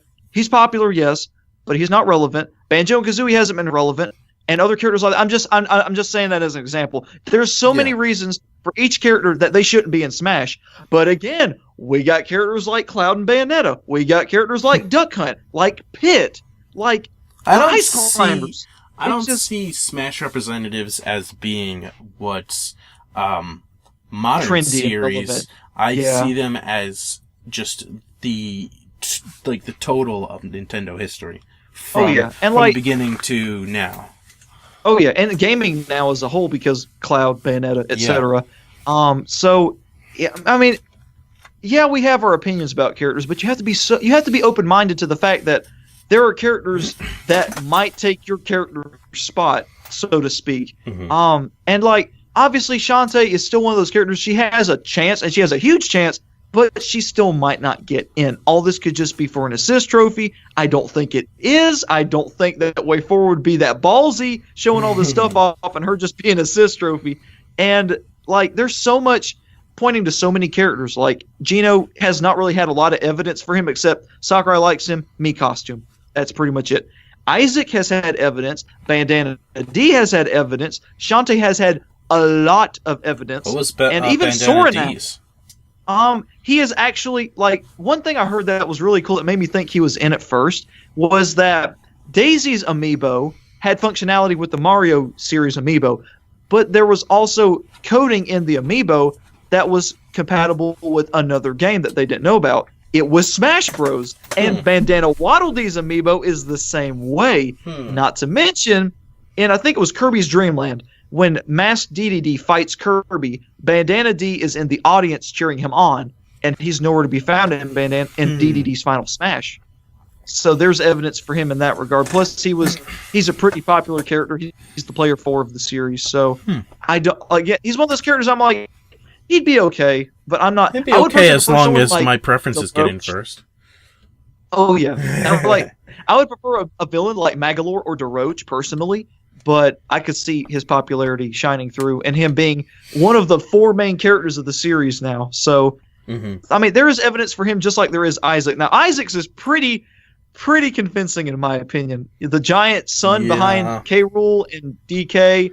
Well, the sun behind K. Rool I don't see as evidence. I just see that as part of the setting because it's a nice setting. Yeah. But the other stuff, I could see. And that the post Sakurai posted is a huge thing. And the Golden Sun wiki actually updated not too long ago, from what I've heard. So that could be a hint towards his inclusion as well. Wiki? That they're heard rumblings. Yeah, like the official wiki. Oh, there's an official. I heard something about official something. And apparently they just renewed the licensing on Golden Sun 2, which could be just practical stuff, like just make sure they keep the trademark, but it could also mean that they're renewing it for Smash. So who knows? I think they did that with K. Rool recently, right? Yep. But Nintendo also did it with something else too, and I don't remember what. I've heard people say it could just be them renewing the license so they don't lose the characters and the rights to those games. So it could be. There's a lot of straw man in the speculation department, but it's a lot that's falling into Shantae's favor, especially. Like, I don't know how I missed it for so long, and then Wreck-It Ryan started doing videos, and other people started doing videos. I was like, dude, she has a chance. Like, I was like, during the Smash ballot, I've said this before, I was like, I didn't know who she was. I was like, man, forget this girl. At the time, I wanted characters like Rambi the Rhino from Donkey Kong. I was a stupid person, but like Rambi would still be cool. But now that we got DK, I'm kind of content with DK. I can see him as an item. Cool. Yeah, I was hoping he'd be an assist at least, because he's the most consistent animal character in Donkey Kong, like the most consistent animal friend. So I would love to see him function kind of like Go-Goat in I was thinking Smash 3DS and Wii U. So that would be so. And I do like Rambi. I have personal attachment to him because Donkey Kong Country was the very first game I ever played. So he was one of those characters that always stuck out to me. But I was asking for characters like him and Rayman and stupidly Freddy Fazbear. So yes. So now I'm for another indie character that actually has a shot. So. Yeah, there was 3 things I was going to bring up. The first was the Sceptile thing I was talking about. The second was the 5 characters I wanted. And the third I can't remember. However, I think the third thing I was going to mention was that we don't have to talk about it now because it's fan question. So I figured we save that to the end, but it is Smash related. So, but I think we could still save that to the end because we wanted to talk about Melton. Before we do that, Drew, I have to go use the restroom real quick. Okay. I'll be right back, guys. This time, I am going to entertain you.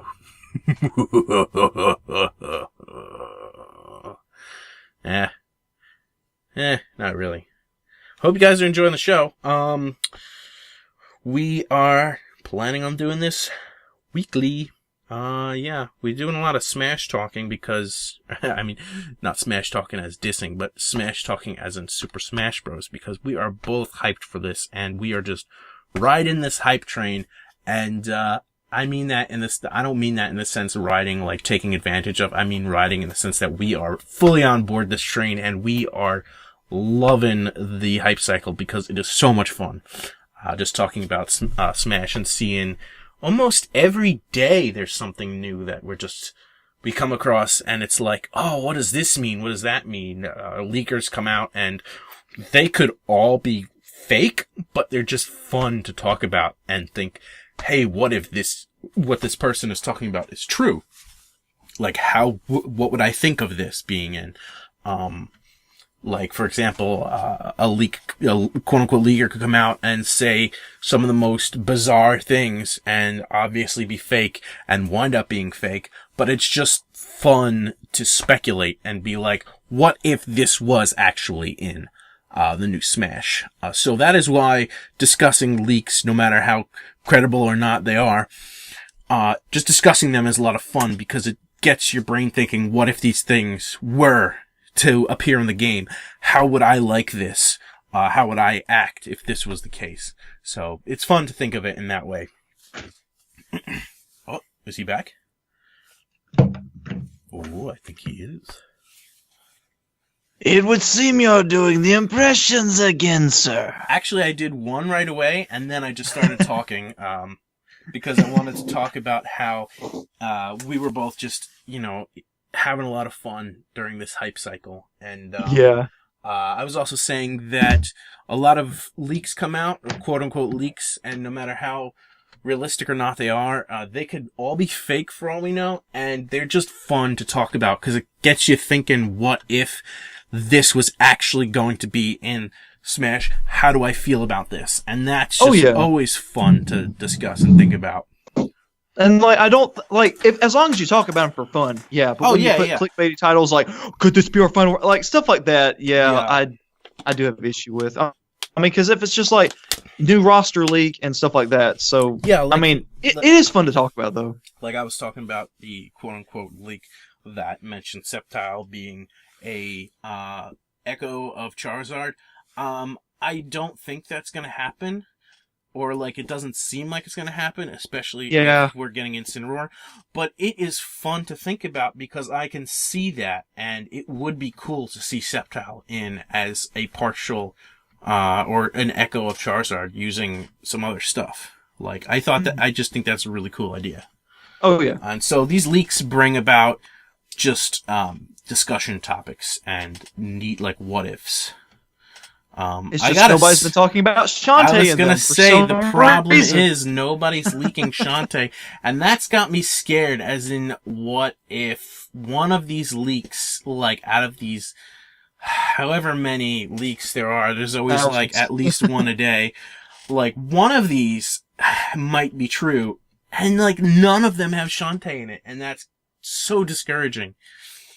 It's but at the same time, Drew. At the same time, you got to think about how many people are literally just piggyback off of Virtuben. How many of these leaks are not legit to start with? Yep. So they're all underestimating Shantae. I'm telling you. You also got to think how many people knew about Cloud, Corn, and Bayonetta before they came out. Yeah. Unless I just completely missed out on it, and maybe somebody leaked it and I didn't see.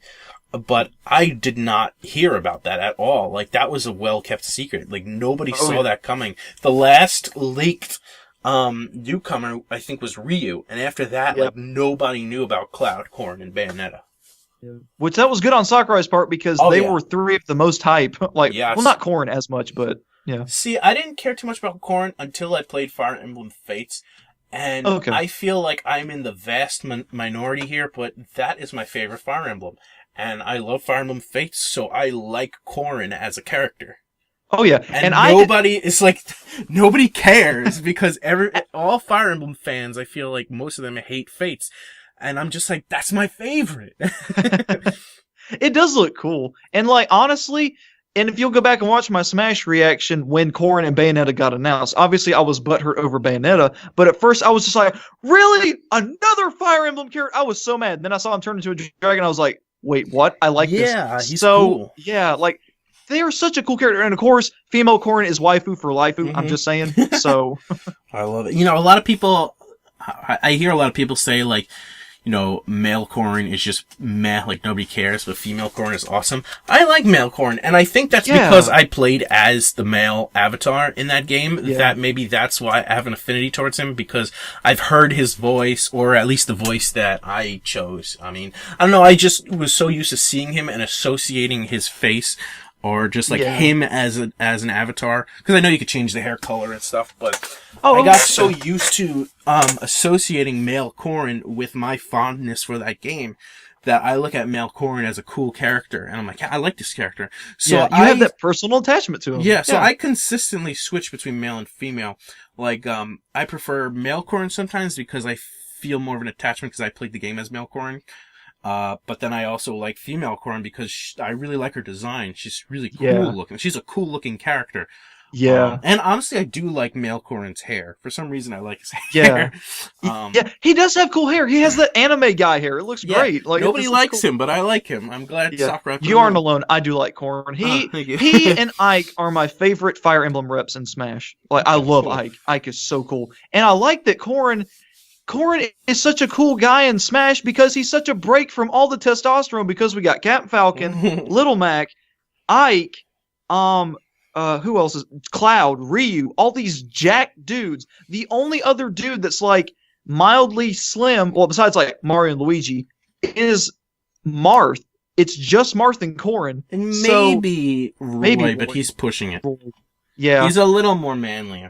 Yeah, and then everybody else is just taking roids. It's just it's all these other jack dudes. Like Ryu, man, he's a walking muscle. But it is a nice change of pace to have a less like hunky, hulky guy. He's like a realistically designed dude. We're talking about adult, because Pit is also a young boy. Oh yeah. But I think, well, I don't know how old Pit is, but in terms of designed or look like an adult male, it's really just like Marth, maybe Roy, and Corrin. Yeah, which is funny because Cloud. Yeah, which is funny because you mentioned Pit's age, and Little Mac, as jacked as he is actually only 17. How old is Pit anyway? I would say he's probably. Well, I mean, him being an angel, like Palutena looks like 22, but she's like, in terms of I looks, would say like design-wise, I think I heard like 15. Yeah, I'm thinking I was going to say 16, 15. Yeah, I know Shantae is 16. Yeah. So I mean, that's sometimes everybody's going to ship Pit and Shantae now. So. Oh, you know what? That's pretty adorable. I can see that. That'd be cool. I feel like he would flirt with her because she's not really flirty. She's just sassy. I feel like she would like just kind of, dude, that would be such a great Palutena's guidance. Holy cow. What would it be, though? Shantae, hi. The only thing is they don't talk to the character. They get information about the character. But I can see, that's right, like, talk to Kron. That's right. Yeah, I can see like Pit saying something as if he's trying to talk to her. But, like, she doesn't say anything because, you know, Palutena's talking to him. It's almost like as if you're talking on the phone with someone and then, like, they start talking to someone in the background. Yeah. Like, I think that would be funny. I might show, like, a Shantae, like, in the conversation, but just, like, a ... because she doesn't say anything. Yeah. But, that'd be a lot of fun. It would be cool if they incorporated her overworld sprite into it, though. Like, because... And, like, I'm hoping Snake and Palutena, if they bring back the Palutena's Guidance and Snake Codex, that they have some kind of interaction. That would be so great. Holy cow, that would be great. Didn't they have one for Fox? Yeah, on, one of those spaceship ones. Fox, Falco, and I think Wolf could all activate their, radio, and they could start talking, and it'd be those two and Slippy and Peppy. So, I don't know if Wolf did. I know Fox and Falco did. But yeah, but they actually had. They didn't talk about the other characters, right? They just it was just like a scripted thing. It was only talking between them. So, Okay. I do hope they bring the codex and the guidance back, because that was a cool, and this being Smash Ultimate, I can see them doing it. I really can. I just hope that we get DLC forever. Mm-hmm. I mean, you think about it, how early it is on the life cycle of the Switch, and how late it was on the life cycle of the Wii U. So now they have years to support this game. So I don't doubt it for a second. We'll get, who knows, dude? We might get 10 DLC characters. Who knows? I can see like 1 or 2 per year that they kind of announce. Like I want more than that, but I can see them doing like an E3 and like a holiday kind of ish, time-wise, like announcement, you know? Yeah, plus it takes them like 6 months to design and implement a character, so that'd be good, 2 a year, every 6 months. You get one, that'd be cool. For 5 years. Hey. Although when we got Cloud, Corn, and Bayonetta, they were all around the same time, I feel like. So sometimes I can see us getting like more than 2 a year, but it could be like an on and off thing. So. But did you want to talk about Meltan? Sure. I'll let you talk about it, because you seemed way more hyped about it than I did. Because I'll let you talk about it. I'll be the negative Nancy in this. So. What do you mean negative Nancy? And I am all for weird designs. I love Sigilith. I love Vanillux. I love all those cryogonal, all those weird designs. But Meltan, I don't know. You don't like it? It's just Silver Ditto with the nut on its head. So basically, last week we were discussing this strange Pokemon that was appearing in Pokemon Go, and it turns out that it was intentionally put in, or it's just a really good cover-up, but, supposedly it was intentionally put in. It's supposed to be, was a mythical Pokemon? Yeah, it's a mythical. Its name is Meltan. I don't know how I feel about it being mythical, because it does not look like any other type of mythical we've gotten, unless we get multiple mythicals like we have gotten in some other games. As long as we get the one that fits the Mew Pixie type, then I'll be okay. But I can't see this one as being that. It doesn't look like it. I don't know. Yeah, that is a good point, because you have that base 100 fairy-esque thing. That's true. Yeah, there's Mew, Celebi, Jirachi, Manaphy, Victini, Hoopa, and Marshadow. Those are the ones I think they are. Some people say Deontay, or Deontay, or however it's pronounced. Some people say Deontay. I remember hearing it said Deontay somewhere, and people have told me that it's been pronounced Diancie. So I'm like, I don't know where I heard it. It's like Arceus. It's been all three. Yeah, but I don't know. Diancie. I could have sworn I heard it pronounced as Diancie in the Pokédex 3D Pro or something, but I don't remember what official source I heard them say Diancie. But then other people were telling me it's officially been pronounced Diancie, so I'm like, I don't know anymore. I was so sure it was Diancie, and now people are saying it's definitely Diancie. I'm like, I don't know. I still say Diancie. I mean, it would make sense because diamond. Yeah. But then I also call Dialga, because I can't, like, dial. Yeah. So, I mean, I can't call Palkia. It just... It sounds like Malk. Isn't it Palkia? So it is Palkia, but I say Palkia. Palkia, Dialga. Yep. Or is it Dialga? I think it is Dialga, but I call it Dialga. So, and like I call Rayquaza. I think it is. No, wait. I think it is Dialga. It might. Because I remember thinking, why is it not Dialga? Because there's Diamond and there's also like a sundial. But I think it was based on the maybe Spanish or some other, or Latin or some other language name for day or something. I don't remember exactly what, but I was like, okay, yeah, that makes sense. It might be Dialga. I think it is. Dialga, Palkia, and is it Giratina? Giratina, or is it Giratina? It is Giratina, yeah. Okay, I always thought it was Giratina, but I've heard people say Giratina, and I was like, I don't think that's right. No. But people have said that, going back to my point, people have said that Deontay is the like pixie mythical, and I'm like, yeah, I'm pretty sure it's Hoopa. I mean, Hoopa looks more like it to me.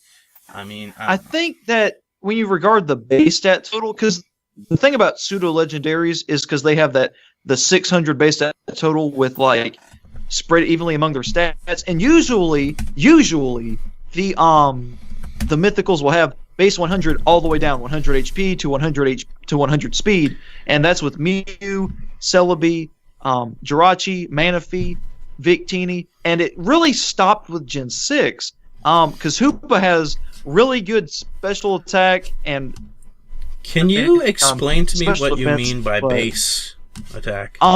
Base stats are the total amount of points that a Pokemon has in its base stat total, which means like, okay, say like when a Charizard evolves from a Charmeleon, its base stat goes up because it gets more points in its special attack, speed, and so on. So it means how much more powerful a Pokemon is base stat wise than another Pokemon. Like for example, the Mega Pokemon add 100 base stats to the base stat total, so Mega Alakazam gets even more powerful, Mega Kangaskhan gets even more powerful, so on. So it's like that. So okay.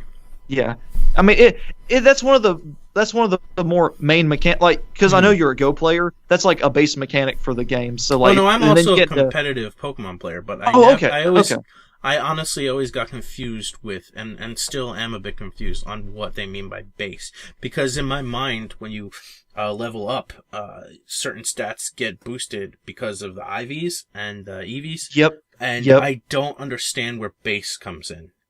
Base is set for each specific Pokemon. Like, Charizard specifically has a base special attack. Deoxys has a set speed based on which form it's in and stuff. Like, it's each end of like EVs change based on how you raise them, and IVs are changed based on how you breed them, how you catch them in the wild. But base stat is for that species of Pokemon set in stone. And like it might go up with a Mega Evolution or a transformation, but besides that, it stays the same. Okay. Yeah. It does get confusing. It's like I think IVs make more sense. Oh yeah. But like for example, Meloetta has Aria and Pirouette form. Mm-hmm. The base stat total stays the same between the two, but it goes more into attack and speed on the Pirouette form than the special attack and special defense on its normal form, its Aria form. Mm-hmm. So the base stat total is the same, but it's just more differently distributed. Same thing with Scyther and Scizor. They have the same base stat total, but obviously Scizor is way bulkier and has more attack, whereas Scyther is faster. So, like that. I'm looking at mythical Pokemon on Bulbapedia, and Darkrai is technically a mythical, and so is Arceus. Darkrai, but not what's it called? Cresselia. Yeah, that's weird. Even though they're opposites. That is really weird. And then Keldeo, Shaman. You say Keldeo? I thought it was Keldeo. Keldeo, yeah. Keldeo. I don't know. Another one I mispronounce. Maybe I'm mispronouncing it. I think it is Keldeo. Genesect is mythical. Yep, I love Genesect. Holy cow. Love Genesect. Not as much as Mewtwo, but... And but Mewtwo's not mythical, though. Oh, I know. Zeraora looks really cool, and he's also finally getting released soon.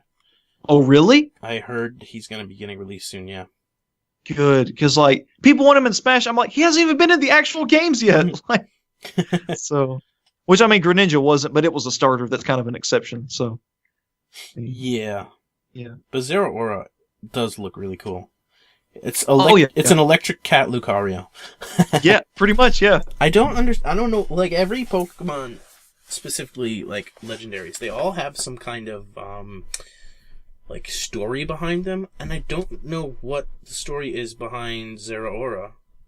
The only thing we know is that he's gonna appear in the movie The Power of Us, which I do want to see, because I saw the previous one. It's like a reboot. I Choose You. It's like a different continuity, and I really liked it. I watched it in Japanese, and I don't really watch the Pokemon anime anymore. But I was like, you know what? This is like a fresh start, like a new Ash, and I was like, I'm gonna check this out, because I don't need to know any Pokemon going into it, like for the OCD in me that usually is like, oh, I gotta see everything in chronological order. This was the first installment in like an alternate universe. And I gotta say, I loved I Choose You. And now I saw the Japanese one with subtitles. I didn't see it in English. And I heard that the English one, did some choices, like they made Pikachu speak at one point. Yeah. I didn't see it, so I don't know, but, the version I saw, it was excellent. It was just a great standalone movie. And because of that, I'm now excited to see The Power of Us. Like, I really want to see it. Yeah, and they changed the design of that movie, too.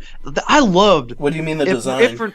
Like, not the animation style, but, like, how they look. Like, Ash looks different in this one than he did in I Choose You. Really? So, Wow. yeah, a little bit. He looks a little bit like a fusion between Old Ash and Sun and Moon Ash. Oh, he looks just slightly different. So, like, the style is a little different. Yeah, he's a little bit more like, his eyes are a little bit more rounded than they were in the first, because I Choose You was like an HD remaster of the first season or so of Pokemon, so I love the quality of the animation in that. It looks so crystal clear and so good. No, I loved I Choose You. I didn't think I was going to be as big into it. I was excited to see it because I was hoping I would be. And I was like, I was big into it. I was like, this is a really great movie. Okay. I like this. Dude, the Luxray scene tore my heart out, dude. Holy cow. I don't remember. It was the dude with Lucario, and his first Pokemon was a Luxray, and he got lost in the snow, and the Luxray literally sacrificed itself. I remember, yeah. Dude, I was like, oh my gosh. So, Marshadow in that film, or it seems its role in mythology, has something to do with Ho-Oh. I was a little... let me try... So, it's like, what is it? It tries to steal power for itself? It's kind of like an evil Pokemon, right? In the movie, it played a very antagonistic role. Yeah, I mean, its most spectral thief is that. I mean, yeah, if not evil, maybe it's just like instinct, because Pokemon are animals, but they're also usually intelligent.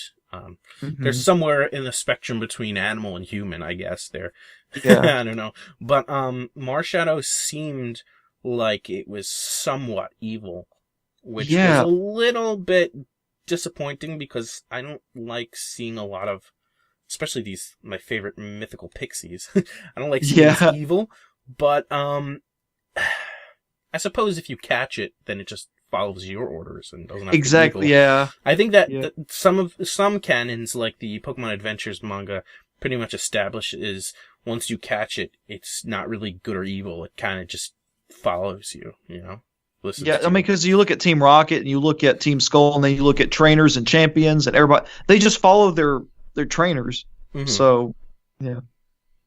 But yeah, Marshadow is really neat, and I wish it wasn't as big of a dick as it was in the movie, but I think it was kind of just like, I think the movie kind of established this lore of Ho-Oh chooses someone to give a feather to, and I guess that person, they have to bring the feather somewhere?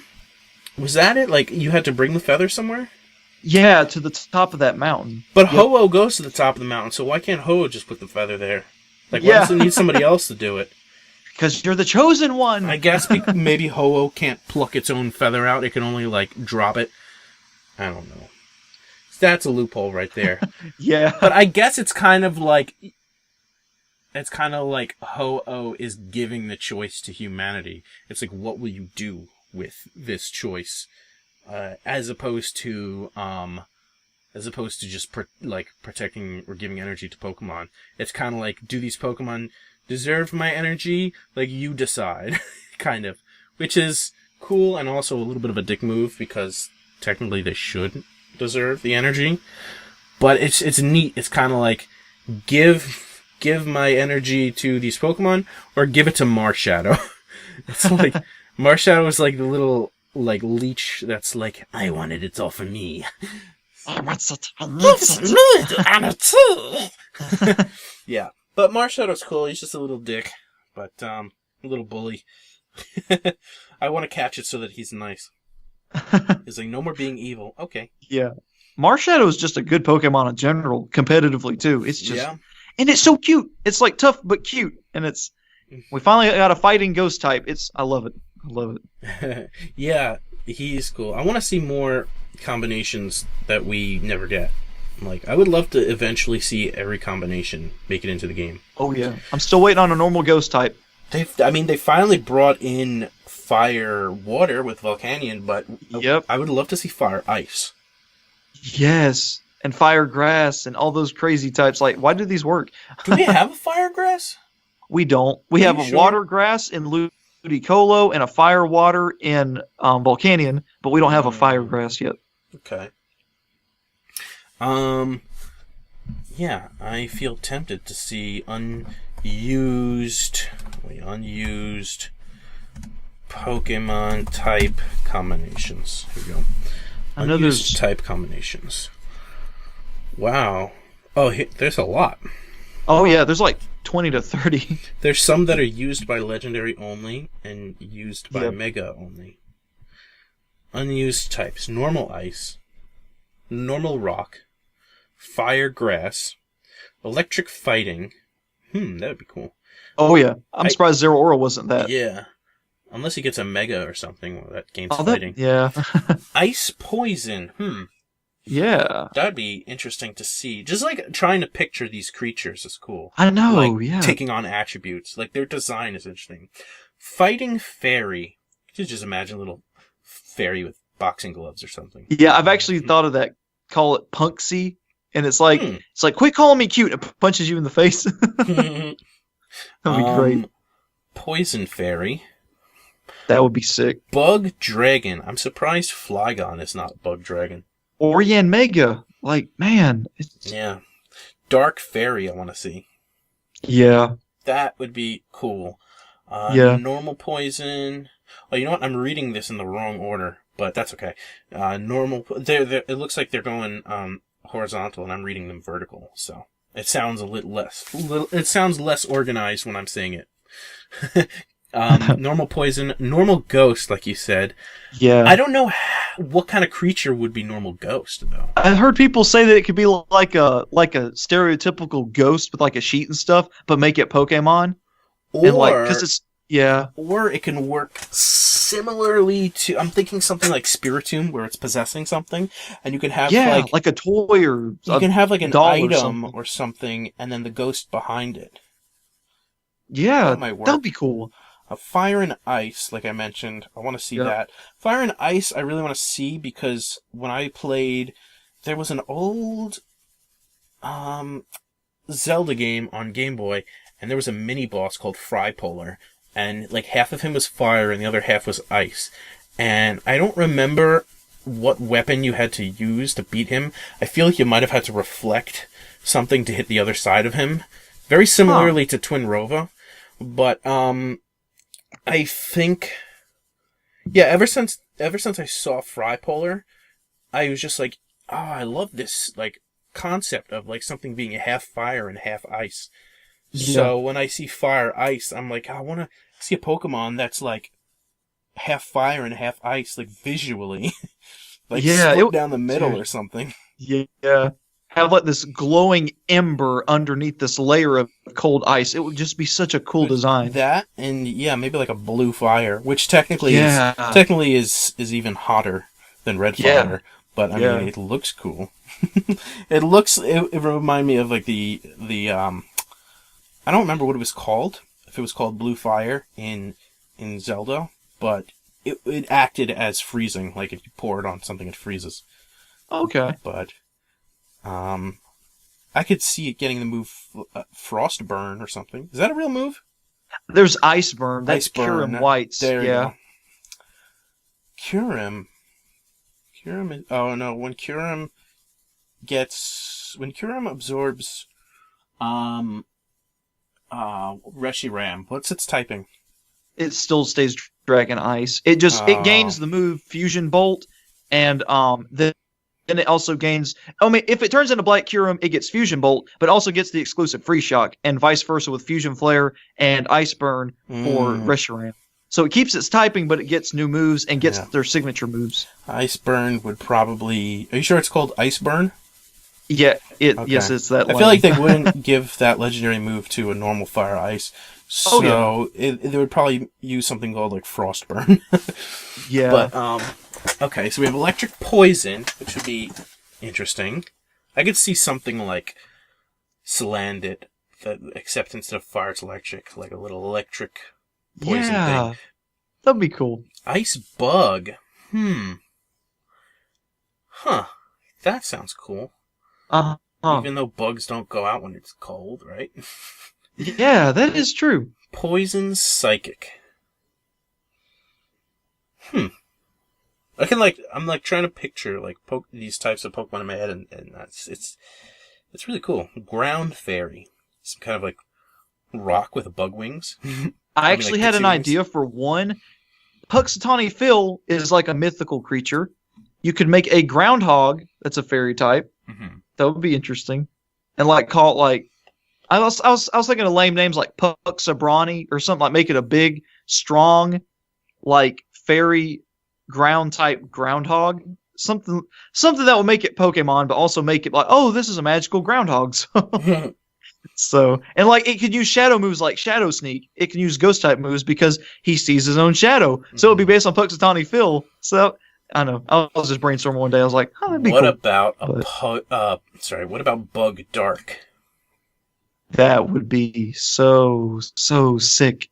Mosquito. Should be a mosquito. We have Masquerain, right? Well, it's more of a, what is it, a water darter? Something like that. It's like a moth. Like it's some kind of creature that like its nymph stage stays in the water, but then it comes out and it's like a pseudo butterfly, something like that. But yeah, is that like Masquerain's not a mosquito. Something, yeah, it's like I think it's called a water darter. I forget what it's called, but it's something like that. It's kind of like a mishmash of like three bugs in one. So because it gets the eye spots of like a moth. So normal bug, huh? I am a bug, but utterly Why normal. And I forget the name of the Pokemon. The lion. Why is it considered normal fire? And not just fire? Pyro? Yeah. Why is it normal fire and not just fire? I don't know. I mean, it's just because like animals, like animals tend to be normal type in Pokemon usually, like dogs and. I mean, Growlithe and Arcanine look more like mythical dogs, kind of like Entei is a pure fire type because it looks like a beast, whereas you look like Stoutland, Slaking, Ursaring, Girafarig, they look like the animals are based on more so than others. So I feel like that might be why Pyroar is normal fire, because it looks more like a normal, kind of like that same logic, Zebstrika should be a normal electric type. So yeah. Well, so Luxray is normal electric? No, it's just straight electric. So we have to have a normal electric because that's not on this list. It's Heliolisk. Oh yeah, right. The Basilisk, yeah. Okay. I love that thing. It's so cool. A normal steel. Yeah, I could see like a normal type with just like a steel arm or like a helmet or something, almost like a Cubone, except like the skull or whatever is like an actual steel helmet. I don't know what though. Fire Fairy, that sounds cool. Oh yeah, that would. Electric Dark. Oh, that sounds cool.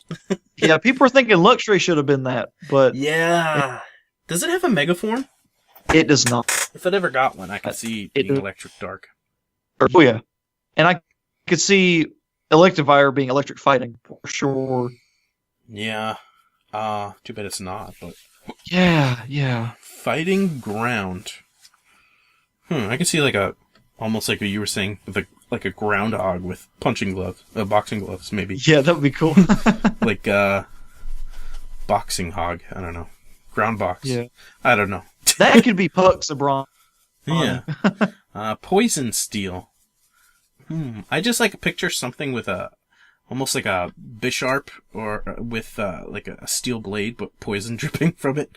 Yeah, dude, that would be so sick. Like maybe it spits poison out of its mouth and like puts it on its blades. Some kind of creature that excretes poison and wipes its blades on the poison. Ooh. That's cool. Like it has maybe pores on its back or something, and it has the habit of wiping its claws on its back.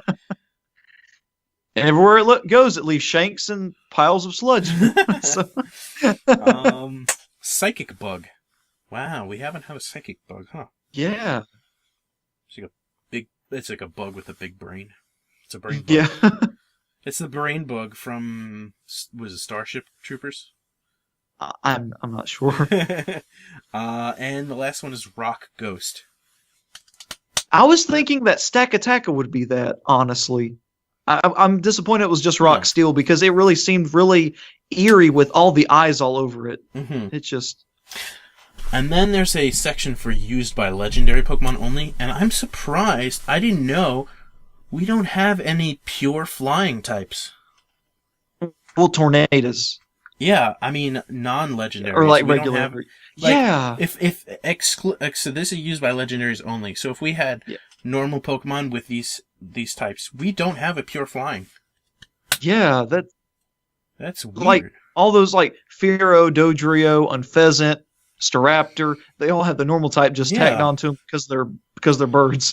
And there's Fire Water, Fire Steel, Electric Dragon. Oh yeah, that sounds awesome. Zekrom. Yeah. Ice Dragon, Fighting Rock. I think of I kind of think of the Fighting Ground, Fighting Rock. Rock and Ground just are so similar to me. Oh yeah. Like, there's almost like no design difference. Yeah, Ground is just pounded rock. Yeah, Rock is basically just... Usually the Pokemon are pure rock, or rock of some form. Fighting Ghost, and Psychic Ghost. And Psychic Dragon. Ghost Dragon, and Dragon Steel. Those would be cool to see normal types, like non-legendaries. Oh yeah. And there's 3 type combinations that have only been used by Mega Evolutions. That's Electric Dragon... Psychic Dragon, and Dragon Fairy. Which one is the Electric Dragon? Mega Ampharos. Oh yeah, that game is a dragon type. Yeah, it's like, I'm now a dragon, I have luscious hair. You know, it's interesting to me that some of these have, like, let's say, for example, they used by Mega Evolutions only. It's Electric Dragon, Psychic Dragon, and then it's Dragon Fairy instead of Fairy Dragon. Does that ever really come into play as it's like if something is, like, if its typing comes before the other typing, does that affect it at all? Not really. Like, you look at Golem and Rhydon, like, Rhydon is ground rock, whereas Golem is rock ground. So I think, at the same time, Golem is darker and it's literally a ball of rocks. So it makes more sense for him to be rock type. Whereas Rhydon looks like it's sandy and it's like associated with the ground, but it's not like made of rock until you get to Rhyperior. But does it affect their weakness and resistance? Oh no, it's just like for example, Metagross is still psychic, whereas Solgaleo is Psychic Steel. So it's just same type, weaknesses and stuff. It's just order. Okay. Then I guess it's just a matter of what it looks like. And so Game Freak is just, they probably think, okay, the first one is probably what it resembles more so. Yeah. Is Pyroar normal fire or fire normal? It seems when normal is involved... I think it's normal fire. I think when normal is involved, normal always comes first. That's usually, yeah. Like. I think it always does. I don't think there's anything. I don't think there's anything where normal comes second. They kind of treat it as like this is a normal type that also has this ability. Yeah, like it almost like it just took on that over time. Like Pyroar is a normal Pokemon that has fire abilities.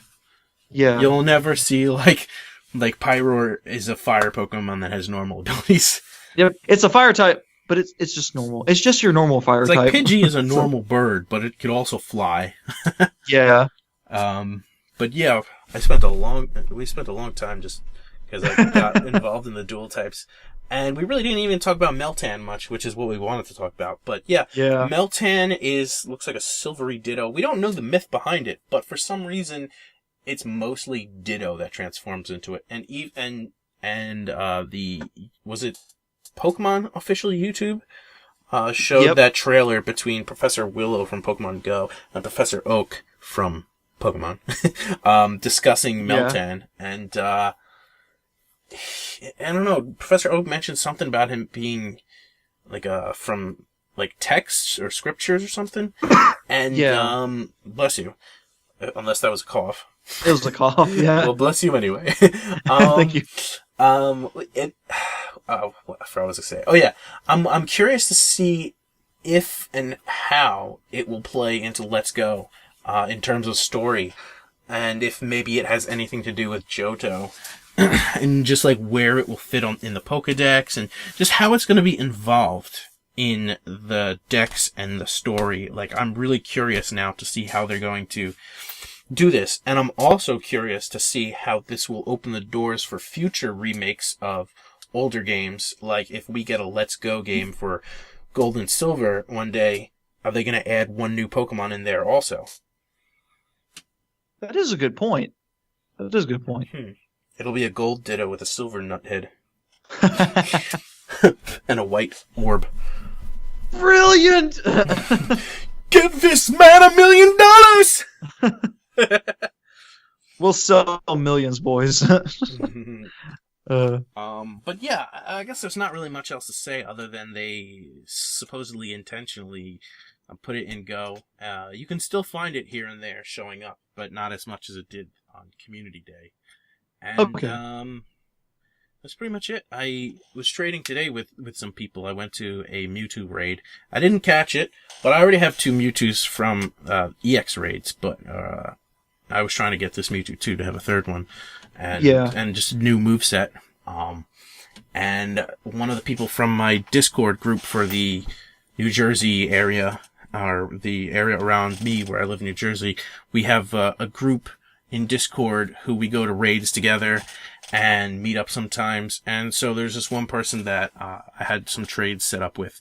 And apparently if you have any Pokemon back from the first 2 months the game came out, which is July and August 2016, if you still have them and you have less than 10 lucky Pokemon, when you trade with someone, it'll automatically become lucky.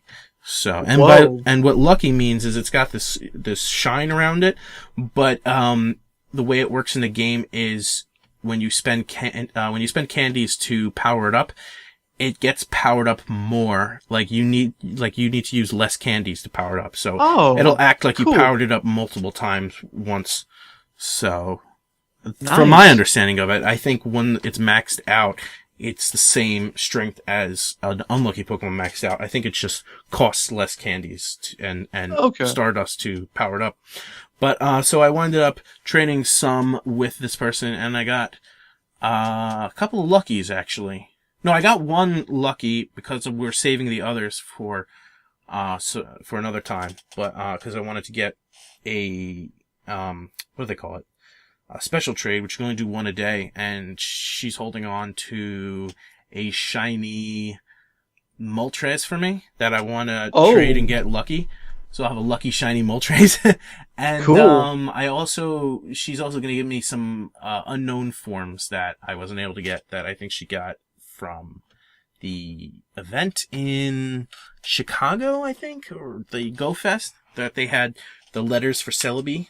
And then I guess if you caught them or something happened and you get Celebi. But, yeah.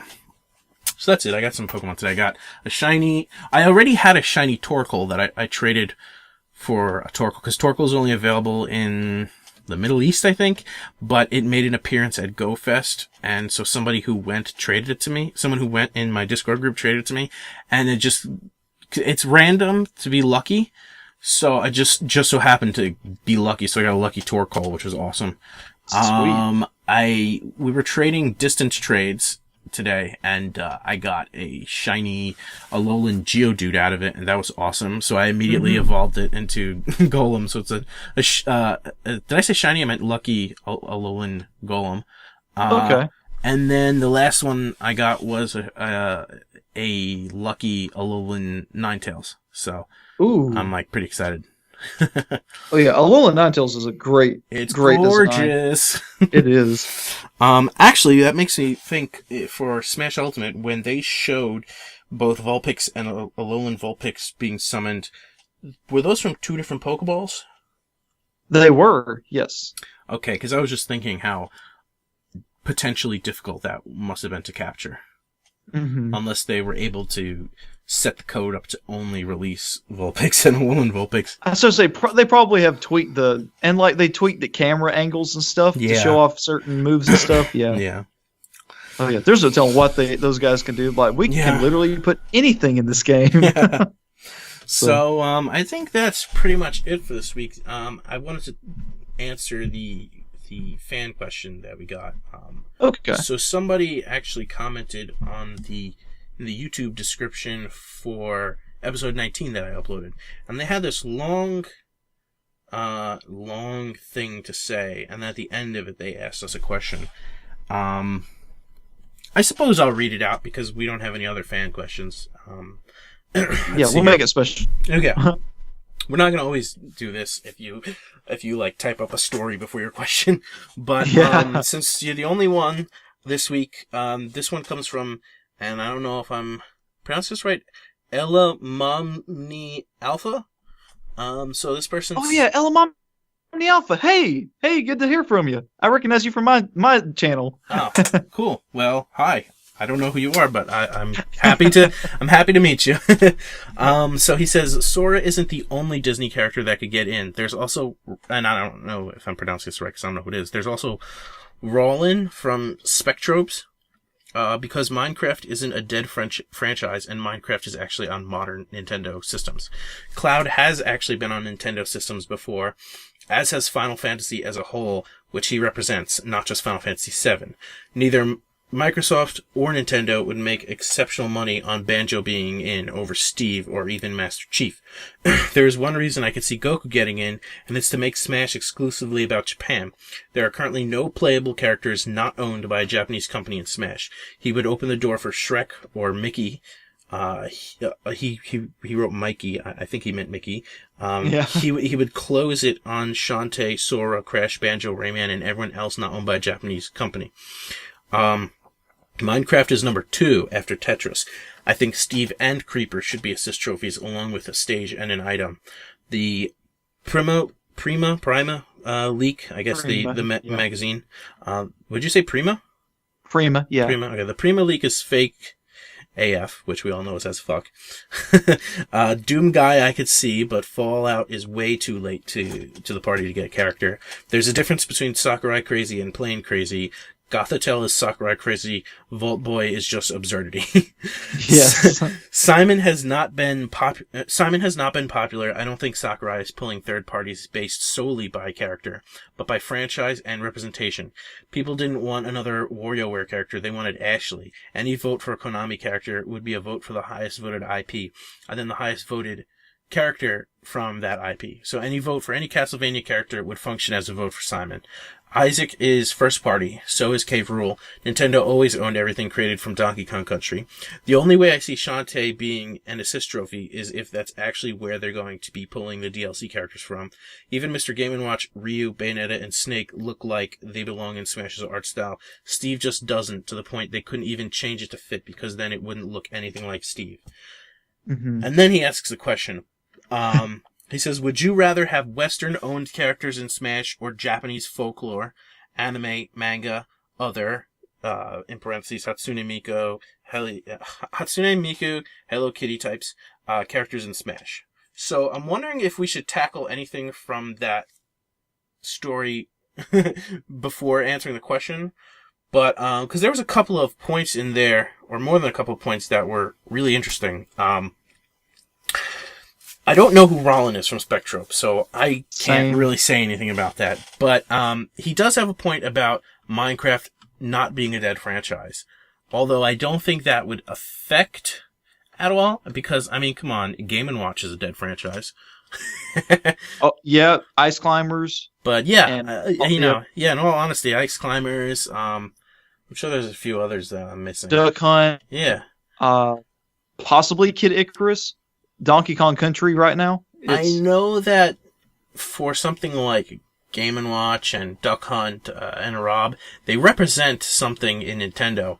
And they're retro. Ice Climbers, they show history. Ice Climbers, I don't think it represents anything except for like an old school game. Yeah. So, where that's mostly true, it's not 100% true. So Sakurai does pull from dead franchises, but it seems that he'll only pull from it, whether it's personal preference or if it's like an old Nintendo thing. Like, I don't know the exact reason. If they have history, pretty much. Cloud has been on Nintendo systems before. And I know that I did, when I first saw him, I did think, oh, he represents Final Fantasy and not Final Fantasy VII. Oh, yeah. Because he's the face of Final Fantasy. Yeah. Like, really. When I saw Cloud, I was like, okay, there's no way he's representing Final Fantasy VII. Because Final Fantasy debuted on a Nintendo console and had been on Nintendo for a while. So, of course they wanted a Final Fantasy rep. But to have something someone not from Final Fantasy VII representing Final Fantasy is almost like blasphemous in a sense. The only other characters I can see are maybe like a black mage or something, but I just feel like Cloud represents Final Fantasy because of just how big 7 was and the fan base it garnished. Steve or Master Chief. I think they would make a lot of money on Banjo, too. I mean, they don't have to do anything. It's Nintendo's making the game, so they just get free money. And they play off of nostalgia. You play off of popularity and relevancy with Steve and Master Chief, but you play off nostalgia, which is just as powerful with Banjo. So you have to think of who has the money.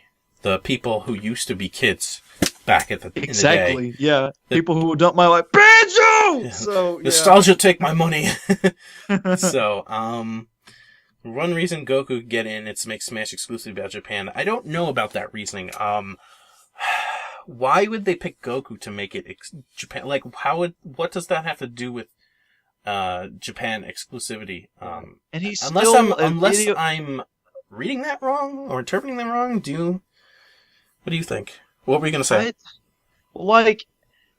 I guess they're saying, it would be a representation of Japanese culture because anime. But at the same time, he's an anime character. He's a manga character. He became a video game character after he was put in a video game. He is not traditionally a video game character. So he does not belong in Smash. And I will stick with that till the day I die or Sakurai's like, I'll put Goku in Smash. So and he would say it just like that. Goku is in Smash Bros. Now. But I mean, let's just in the scenario that Goku gets into Smash. Do you think that makes it exclusively about Japan? Because Goku is from an anime franchise that is now pretty much a worldwide phenomenon. Oh yeah. I feel like just like Pokemon. Its origin was Japanese for sure, but where it stands now, it's like it literally is a worldwide phenomenon, like Dragon Ball. That goes for all these games like Mario, Pokemon, Legend of Zelda, all these other games that are now worldwide phenomenons. They debuted in Japan, but they're known for their worldwide appeal now. So yeah, I mean, of course it's going to come from Japan because Nintendo came from Japan and it's a Nintendo game. So it would be weird, the only characters and franchises that are not going to be Japanese origins are going to be like modern things, most likely, or unless there was a popular American thing. And I'm talking about first party. I'm not talking about like third parties like Banjo-Kazooie and stuff. Of course they were popular as well. But in terms of just Nintendo first party, I can't really think of any that didn't originate in Japan. Yeah. I mean, maybe there are, and I'm just completely blanking on it, but... The only ones that I could think of are, like, the characters that were made by Rare in the 90s, like Diddy Kong and King K. Rool. They're still owned by Nintendo, but they were made in the West. True. So they're about the only exception, though. At the time, they were second party, right? True. And we still don't have a first party because the first party was in Japan. That Nintendo of America, do they make Nintendo games? Maybe they do nowadays, but I think at the time they were focused on translating games. Maybe they made the little snipper clip people. Maybe. Maybe. That's a rep for first party Nintendo characters, the little snipper clip characters. Yeah, I can see them as assist trophies, though.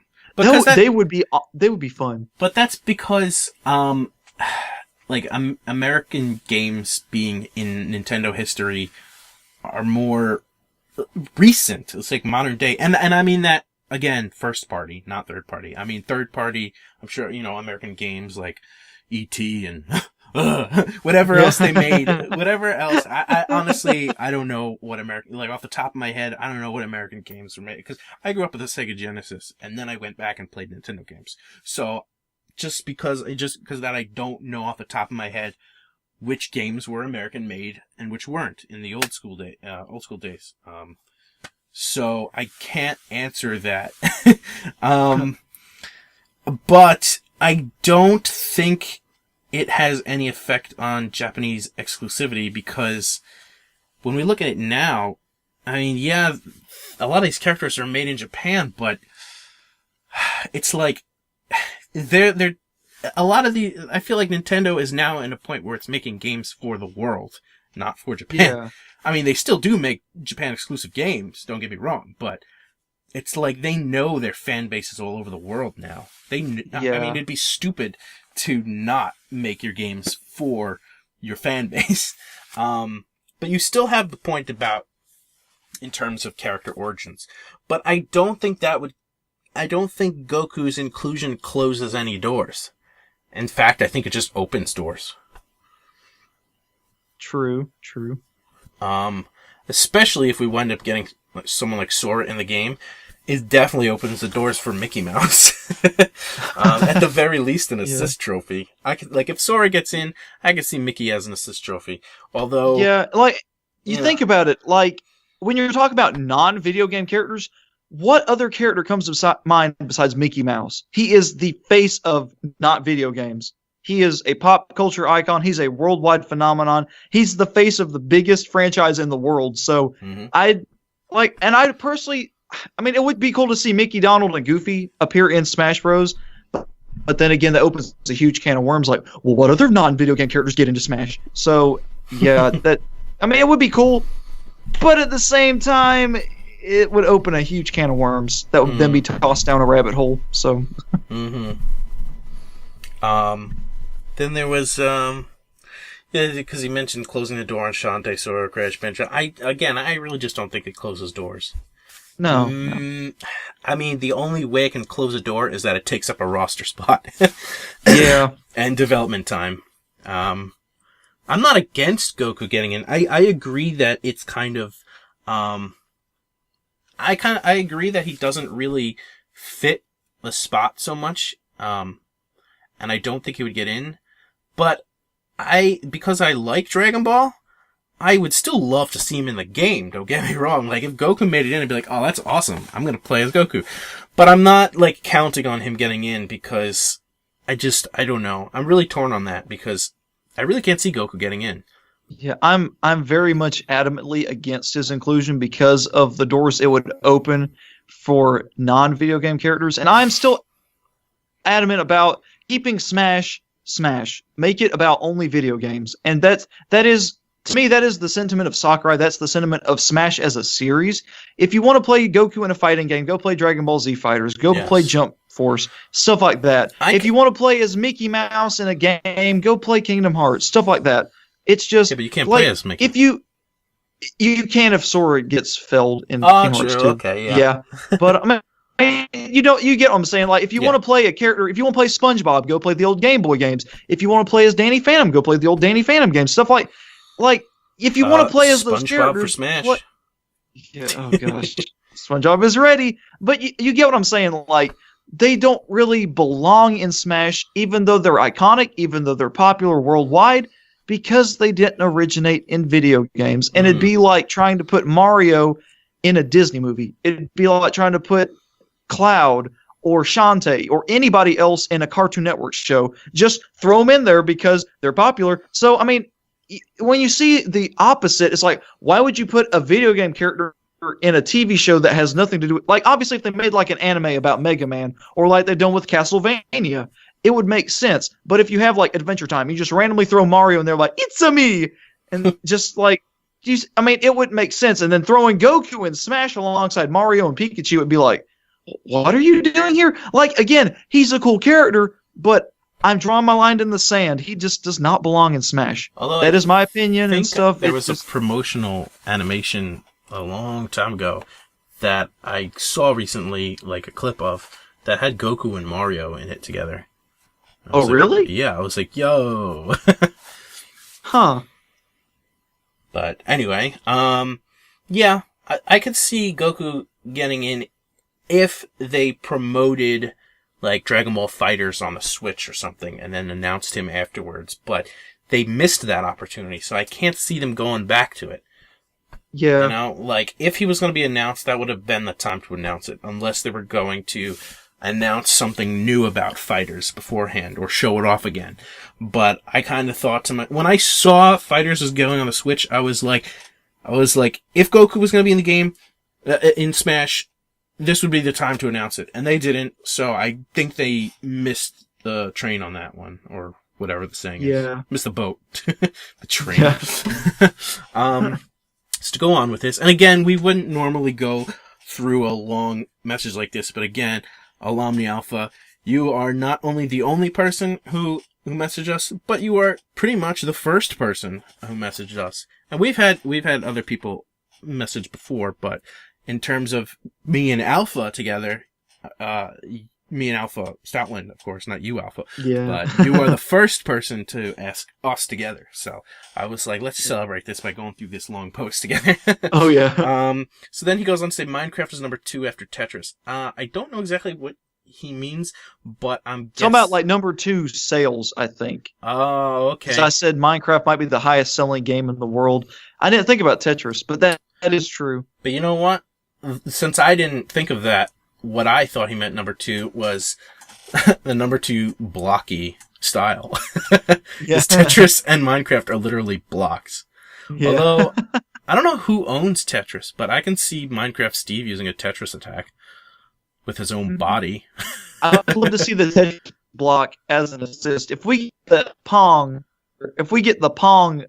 paddles, we can get the Tetris block as an assist. That would be interesting. Yeah. And then it's just going do do do do do do do do, and like just starts going across. In like the only assist trophy to have its own music. That would be so cool. Well, Starfy I think has like a little dun dun dun dun. Well, if he plays jingle, like a jingle versus a theme, I suppose. I don't know. Jingle. I see that as the like Squid Sisters. The Squid Sisters. Oh yeah. But then again, that is their trophy. It's their music. Oh, there was I forget her name. Excuse me, I forget her name, but the dog girl with the guitar back in Brawl, I think. Oh, Barbara the Bat. Yeah, it was like but I really don't know anything about that. I didn't know what she was either. I thought she was a dog or something too, but she's actually a bat, apparently. I was like, is this Roosh the Bat? Then he says, I think Steve and Creeper should be assist trophies along with stage and item. I agree. I think 100%. Yeah, I think Minecraft is deserving of being represented in Smash. I just don't think that it deserves to have a character. Yeah, if it was an iconic character, yes, but he's literally just a default avatar you change in 5 minutes. So like if there was a major character in Minecraft, then maybe. I don't know anything about Minecraft, so I don't know if there are other characters. Maybe there are, but they're not the main character though. Like they wouldn't get in over the main character, kind of like Sans. People want Sans, he wouldn't get in over Frisk. So yeah, and I don't know like much about Undertale either. I would like to play it. It seems cool. I haven't, so I don't know anything about it. But yeah. Don't get me wrong, and I think you probably stand by this as well. It's not that we think Minecraft is undeserving of being represented in Smash. Minecraft certainly deserves being represented in Smash. I just don't think a character slot is like, because a character slot is literally a character, and there really isn't many characters worth being playable. Like Shovel Knight should have been playable over Steve. Yeah, agreed. Yes. If like people saying if Shovel Knight's in, Shantae won't be in. Let me change that around. If Shovel Knight's not in, Steve's not in. Yeah, take that. Take Yeah. that. Then he says the primal leak is fake as fuck. I don't really remember it at this point. Do you remember the leak?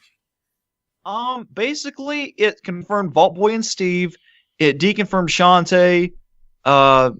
Dixie Kong was a unique fighter. Shadow, I think, was an Echo. I think it had Black Knight. It had a bunch of characters. Basically, the same 15 to 20 that had been regurgitated for the past 3 to 4 months, for the most part. Of course, minus Shantae as an assist trophy.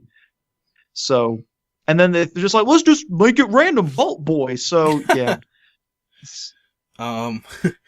He says Doom Guy I could see, but Fallout is way too late to the party to get a character.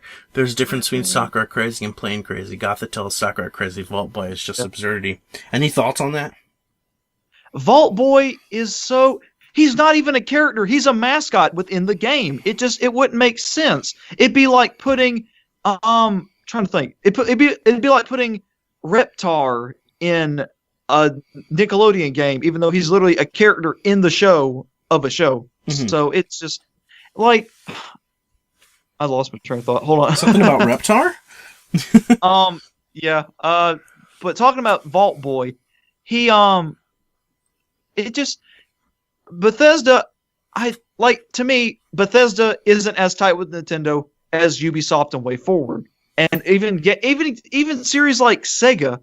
That they're getting closer and closer now. Mm-hmm. They've been close for years now with the Mario and Sonic Olympic games. Cousins or brothers at this point. Sega and Nintendo. Pretty much, yeah. And then Way Forward is like the little child, and then Ubisoft is like the distant neighbor down the street. So I mean, you've got companies that are closer to them than Bethesda. Microsoft is like the friend that lives far away, and it's like you call once in a while. And Sony is like the stranger. Yes. Maybe the acquaintance like the now. Antagonist of the story of Nintendo. But Vault Boy, like, he's a really out there pick, and I could see Sakurai doing it.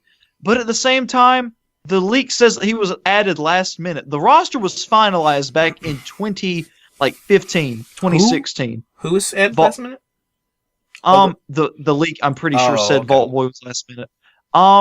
But that's the thing, Bethesda just started jumping on Nintendo. Ubisoft has been doing it for years. Way Forward has been doing it for years. Square and Sega have been doing it for years. Capcom's been doing it, I think, for years. Don't quote me on that. I think they're primarily PlayStation. But other third parties deserve the reps more than Bethesda does. Maybe Doom Guy or Vault Boy gets in as DLC. Great. Okay. But just let the third parties that actually deserve it, like Shantae and Rayman, get in first. And as far as Gothitelle goes, I hate this Pokemon personally, but that is a Sakurai pick. That is a Sakurai pick. Yeah, it's such a weird pick. It's just. I hope it won't be, but I know. That's not to say I hate it. I just don't. I'm not like. I don't look at this Pokemon and I'm like, this deserves to be in Smash. Yes. If Gardevoir got in and she was an Echo, I'd be like, we got Gardevoir. Okay, I just won't play Gothitelle. Gardevoir because of all the fan art, but I don't even think Gothitelle gets that fan art. It's like Gothitelle is like out of nowhere. Yeah, exactly. Yeah. The only reason she would get in is because more echoes, and she literally is a psychic type that has the same body style as Gardevoir. I mean, I know we're getting Bowsette, right? Totally. But I agree that there is a Sakurai crazy and just a plain crazy. I completely think crazy. Yeah. Yeah. Although I think there's a line that they can get close to sometimes. Oh yeah, like Cloud. Cloud is crazy. Like he's also Sakurai crazy.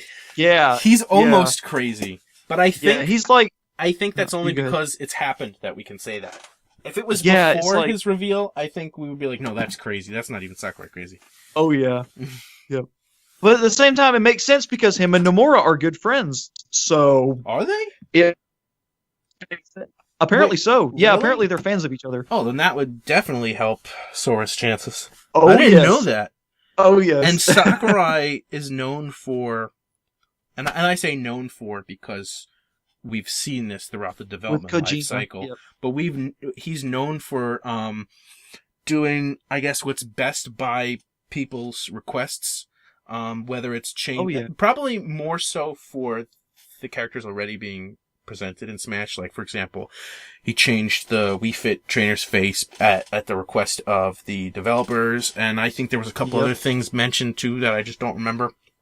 But then he had, do you remember? I don't remember what else he changed. I heard Villager's neck was extended just a bit, stuff like that. Yeah. Just little tweaks. He's known for being a perfectionist, not only for himself, but for those he's representing, which is very professional and very respectable. I think that's amazing that he goes out of his way to answer these requests from other companies. He did it for Kojima. He put Snake in, and I didn't know he's friends with Nomura, but that I don't know if they're friends. I know that they're fans of each other. Okay. I should have said that. Okay. Well, I'm sure that helped Cloud get in too, especially because Nomura was the designer. And like I said, on the Cloud amiibo, he's credited as the character designer. So if Sora got in, I can see his name being on that as well.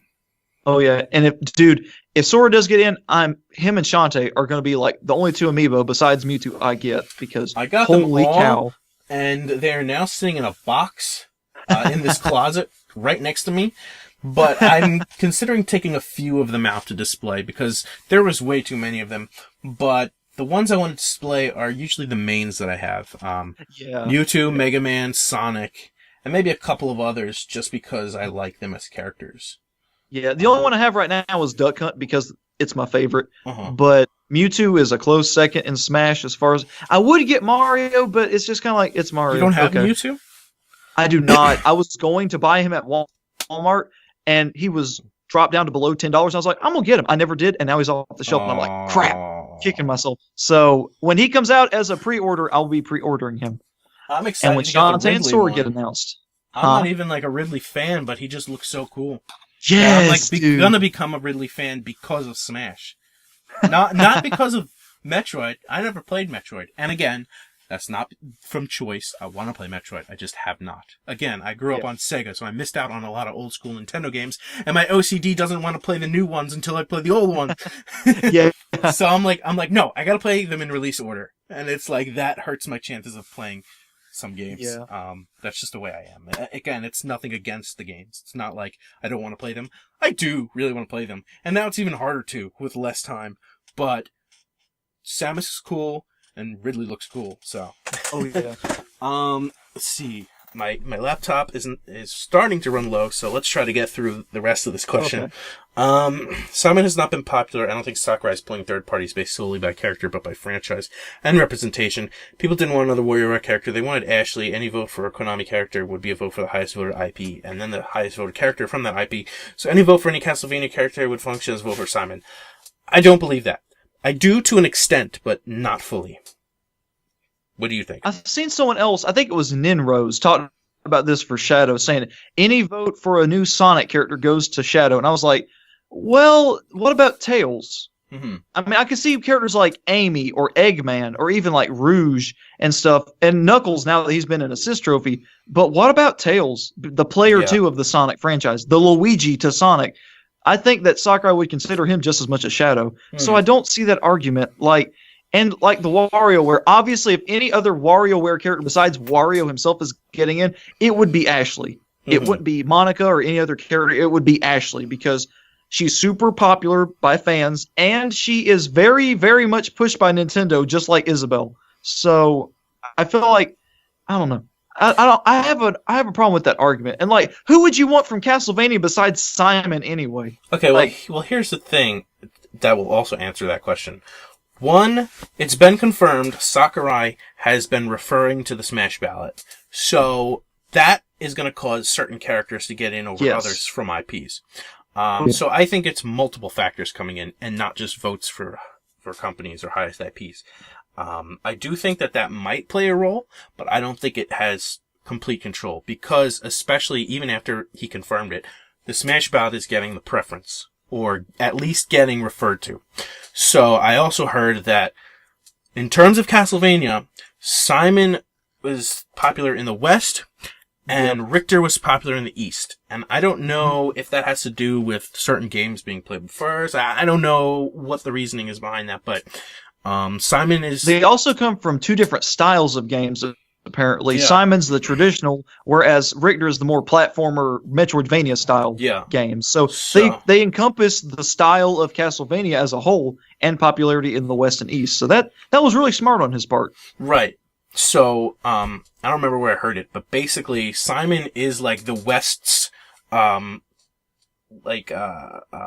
mascot, but in terms of like who represents Castlevania. For the West, it's Simon, and for Japan, it's Richter. So it makes sense for them both to get in, and that actually is, in my opinion, if that's the case, a really good decision. Like that makes a lot of sense. So I think we're both in agreement that I don't think that now let me find the right wording. A vote for the highest, what would be a vote for the highest IP or, is it about franchise representation? See, Sakurai's not pulling third parties based solely by character, but by franchise and representation. Again, I think there's some merit to that, but I don't think it's the full merit. Yeah. I think he knows at this, because I think that might have been done in the past, but now he's looking at character requests specifically from the Smash ballot. Like, that was the point of it. So it seems like he's done that in the past and may still be doing it a little bit, but it seems that Nintendo, or at least Sakurai, is focusing on, okay, what do people want now? Like, what do the fans want? Yeah, what specific characters are people asking for? Yeah, so very good point. I think that plays a big role, at least for this game. Maybe in the past, it was a vote for the, the highest vote for a certain IP was like the most popular character, maybe, but I don't see that now. Yeah. So what was the next thing he said? And I'm going to try to go through these faster now because I didn't realize we were recording almost for 3 hours. We just really got wrapped up in the conversation. We're going to try to keep it like about an hour every week, but for some reason we just got really into it tonight. Yeah. And last week too. Last week I was like, okay, we're mostly talking about Smash. We had a lot to say. This week we just got into Smash again. Like Smash just makes us keep talking. We are hyped, guys. Yes. So let's just try to tackle this, and then we'll have to end it because not only is my laptop dying, it's getting late, and I know you're not even home right now. So let's try to get through this. Isaac is first party, so is Hyrule. Nintendo always owned everything created from Donkey Kong Country. I think I'm in agreement with that. Yeah. If not first party, Isaac is at very least a very close second party. Like, he's still primarily owned by Nintendo. I mean, he was created by Camelot, but I'm pretty sure he's technically kind of owned by Nintendo. I actually don't really know anything about Isaac, so I can't. Yeah, I don't either. I don't know anything. Videos. That's news to me. I didn't know that he wasn't first party. But I think second parties are owned by Nintendo. And when Hyrule and Donkey Kong Country was made, Rare was a second party. Yeah. So, I guess that's a little fuzzy, because when a second party gets bought by a third party, how does ownership get split?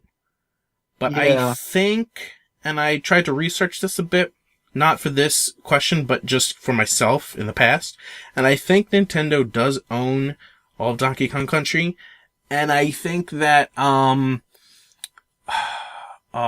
was I going with this? I think that, Rare had to almost like license, or the way it worked is like they licensed Donkey Kong to make Donkey Kong Country. I guess that's how it works when a second party does it. So when they're making a game as a second party, the ownership is automatically going to the first party. I think that's how it works. Okay. I'm no lawyer, but that's my understanding based on what I was reading. Mm-hmm. So then Elamam Nialpha says, the only way I see Shantae being an assist trophy is if that's actually where they're going to be pulling the DLC characters from. I'm a little unsure of what that means. Are you asking if the DLC characters are going to be assists? Yeah, I don't quite understand. I've seen people talk about, Waluigi won't be in Smash, but apparently all it takes is to take one line of code and you could disable his assist trophy. So if he's on the field, then he could be a playable character. I'm in agreement his with assist that. Trophy. Yeah. I'm in agreement with that in terms of being possible. Oh, yeah. And they could do that with Shovel Knight and Ashley and Crystal. And they might be doing that just to see, do these guys really want these characters that much? Mm-hmm. And would they be that butthurt if they didn't get in as playable? So, and they're seeing the demand for characters like Waluigi, Shovel Knight, Ashley. Maybe not so much Crystal. I feel like she is popular, but not as much as those three. Like, I feel like those three are probably the 3 assist trophies that will get playable if they do that. So I think with that in mind as how this sentence is worded, I think what you're saying is if Shantae is planned to be DLC, that's the only way you can see her as being an assist trophy in the base game. And if that's the case, if Nintendo does decide, or if Sakurai does decide, or whoever decides to make assist trophies DLC characters, I could see that happening. I could see, Shantae being an assist trophy and then later being a DLC character. It's never happened before, but that doesn't necessarily mean it never could happen. True, yeah, because we never thought Ridley would be in Smash. We never thought Cloud would be in Smash. Yes, we thought third parties would be in Smash. Yeah. So, exactly, he's constantly crazy, just doing crazy stuff. Crazy. Yes. So then he says, even Mr. Game & Watch, Ryu, Bayonetta, and Snake look like they belong in Smash's art style. Steve just doesn't, to the point they couldn't even change it to fit because then it wouldn't look anything like Steve. I don't know. I think those art styles were adjusted slightly to fit better in like Smash. Bayonetta obviously had to be covered up some more and stuff. So. Yeah. And not just in terms of covering up, but in their style. Like, Ryu looks a little bit more gritty in Street Fighter, but in Smash, he looks a little bit smoothed out. I think they kind of, when they take them and put them in Smash, it looks like they try to make it a little more Smash style. They Smashify them. Yeah. While still retaining most how they were. Yeah. And I think just like Mario, as serious as he is in Smash, and then he's just like this happy-go-lucky plumber dude in the regular Mario games. So, yeah. I was just going to say, I think I interrupted you. What were you going to say? But I said that as you were talking, so I interrupted you. I accidentally interrupted you to say, I interrupted you. Can you say that? So, oops. But yeah, I could see them adjusting Steve's art style to fit Smash a bit. I don't want them to, in terms of I don't want Steve playable. Again, I don't mind Steve playable if everyone else's choices come in first, but I would be content with him as a assist trophy. I'd be like, hey, look at that, Minecraft got representation. And then for the actual question, would you rather have Western-owned characters in Smash or Japanese folklore, anime, manga, or other Hatsune Miku, Hello Kitty types characters in Smash? You want to answer that first? I sure do. Western all the way, because we need characters like Shantae, like Crash, like Spyro, like Rayman, like Banjo and Kazooie, over characters like Hello Kitty. I don't think they have any place in Smash over characters people actually want, and that have history with Nintendo, and have a history in gaming, and of course we're biased because we want Shantae and Banjo and the like, but it's more than just it being a Japanese game. It's about Western games and Western characters that have had an impact on gaming as well. I mean, you think about characters like Mario and Link and Pikachu in the East, and then you think about characters like Master Chief and Steve and Rayman and Crash and Spyro and Banjo and Kazooie in the West, and even more so recently with their growth and popularity, Shantae, and all the Undertale, Shovel Knight, all these characters that we now know of so strongly, even though they're Western characters, they're starting to become even more beloved in the East as well. I mean, Rayman and Shantae especially, from what I've heard. So, I feel like we need some Western characters in Smash. We finally got one in Dark Samus, but we need someone from a completely brand new IP that has not had any strings to Nintendo except through relations. We don't need another. We need like a third Western character like Shantae, like Rayman, like Banjo that would set the precedent of being a fully brand new, no strings attached third party from the West. Like, that would be so cool. And I feel like I don't think Hello Kitty needs to be in Smash because we're already going to be beating up Isabelle and Pichu. We don't need any more cutesy characters like that. Plus, she's not a video game character. Okay. America. America. And France and Europe. Is Hello Kitty pretty much Japan's Mickey Mouse. I don't really know anything about it. Pretty much, yeah. Yeah. And cats eat mice. Well, besides Mario. Like... Oh, yeah, that's true. Yeah. So for me, I hate to have to separate it between West and East because I'm more about specific characters getting in. But if I really have to choose, I would choose West because there are more characters in there that I think deserve a spot. And that's not to say that no characters, like Japanese characters, deserve spots, but that's to say that I believe a majority of the characters that deserve spots are from the West. In terms of what's left, like Shantae, Shovel Knight, ones that you mentioned, like Banjo-Kazooie. I don't know if he's considered West because it's Europe. Is that the West is anything that's not. That's just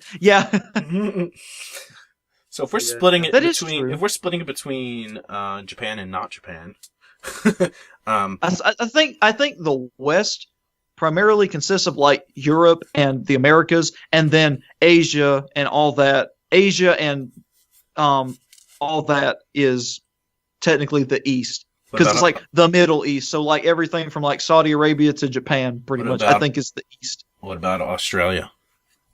Ooh. They're just down under. I think they're owned by, or used to be owned by Britain. That is true. Because I think they were like a prison island at one point for the British. Yeah.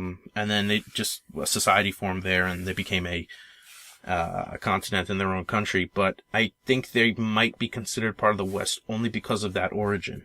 Yeah. Hey, you guys are getting a history lesson too. Yeah. How about that? And it's probably all wrong. So how about that? I think it actually was a prison state. How about that? Yeah, I think it was. I remember hearing that or reading that or being told that or whatever or that. Yeah. But yeah, I think characters like Banjo-Kazooie, Shantae, Shovel Knight, is Rayman also considered Western? He's from France, so yeah. Okay, yeah. See, there's a lot of countries that have great characters, and those characters deserve to be in my opinion. And so I would choose the West only for the sheer number of characters that should be represented. Now, I would say the opposite if I thought that there were more characters that deserve to be in that just so happen to be Japanese. Then I would say, these characters need to be in, so I'm voting for Japan. So it's just circumstance that the characters that I think deserve to be in, or a large number of them, are Western owned. So I would choose Western because of that. And not because it's Western, but because those characters deserve to be in. And you think about the characters that are in Smash already, you pretty much have encompassed all of Japanese gaming culture already. You got the Street Fighter, you got the Final Fantasy, you got the Pokemon, Zelda, Mario, Pikmin, F-Zero, Star Fox, Metroid, Bayonetta. All those games from Japan are big worldwide, but they're big in Japan too. So it's time to let the West have a turn. So, because we already got all the big boys from Japan, we're running out of people in Japan. So, well, yeah, that's the thing. I don't think that I wouldn't say it's because Japan has had too many characters. I would say I would say it's because too many of the characters are from Japan are already in. Yeah, that's what I meant. Again, it's circumstance. It has nothing to do with West versus East. It's this batch of characters versus this batch of characters. And it's just the fact that the West hasn't been represented properly in Smash. Yeah, which means by default, and for Western Smash fans, that's a big thing. Yeah, which means by default, there's better out of the remainder of representatives to choose from. The better ones, I think, are from the West. Yeah. And again, that's not to say the West has better characters. That's to say the ones that are not represented in Smash yet are mostly Western. Yeah, so exactly. I want to make that very clear. I'm not like, West versus East, West is better. I'm just saying the characters themselves just so happen to be Western, so I'm going to stick with that side in terms of like getting them into Smash, because those characters deserve to be in Smash. Not because they're Western, but because they deserve to be in Smash. And they just so happen to be Western. Yeah. So that's why I would choose that. Yeah. I just want to make sure that's very clear. I'm not. Oh, yeah. And I don't think anybody's going to think that. Yeah, I know. I think I've said it like 5 times. Yeah. Oh, yeah. But basically, TLDR, we just want more Western characters because they haven't been properly represented in Smash up until Shovel Knight. Mm-hmm. I mean, we haven't had a playable Western character besides Dark Samus, and she's not even a unique fighter, and she's not even from her own series. That's what we're saying, is that we want a completely unique fighter from the West to start the ball rolling for characters in the West. Well, for me, because because the East has already been very properly represented in Smash.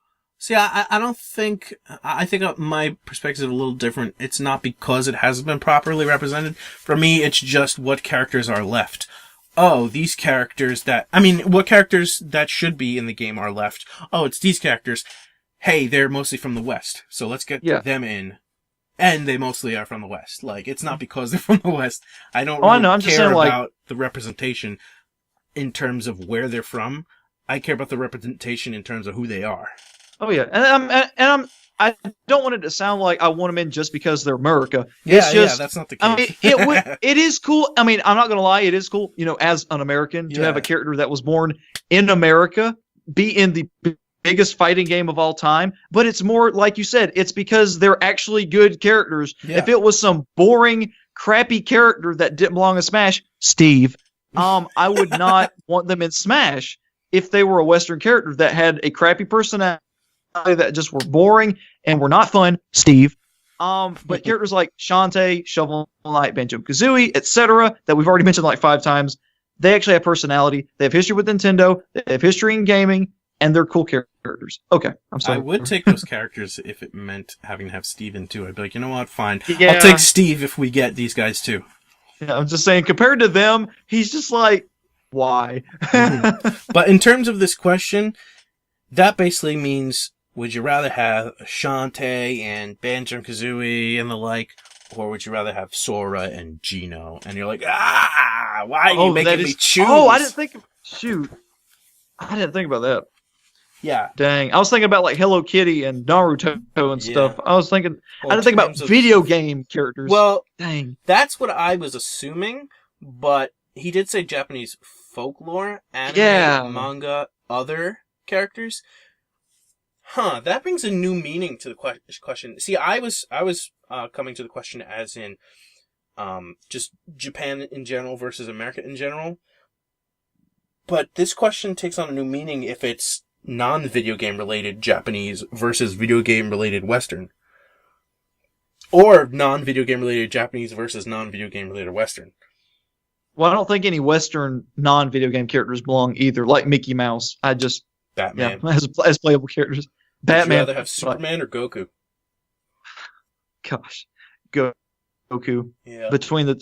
Goku's cooler to me. I'm serious. Superman's weakness is a green glowing rock. Batman is a bad tail, and he has no superpowers. I rest my case. Goku over Superman. Goku's weakness is death. Yes. The only way he can take me down is to kill me, and then I'll just come right back once I do my thing in the cloud world. I don't know Dragon Ball as well as some people do. Oh, Goku! Goku will come back to life with Dragon Balls or something. Superman, I think he just comes back to life. I think he just can't die.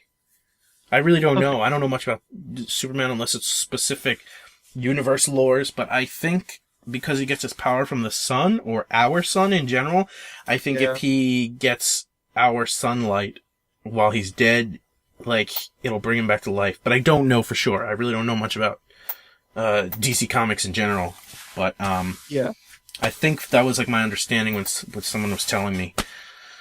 So, but yeah, if we're talking about video games, like Western video games versus Japanese video games, I still would choose Western because of my preference for some of the characters like Shantae and Banjo-Kazooie. But I do think characters like Geno and whoever else I said before do deserve to be in. Yeah, I think at the very least Geno definitely deserves to be in because he's been highly requested for a long time. And I think that has part to do with being that's what I'm looking for.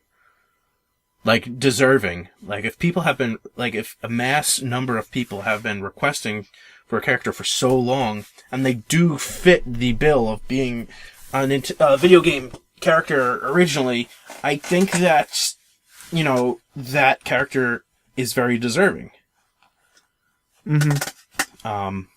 So, but this question about Western owned versus Japanese folklore anime manga type characters, I guess not being video game, then I think Western video game characters deserve to be in Smash because they're video game characters.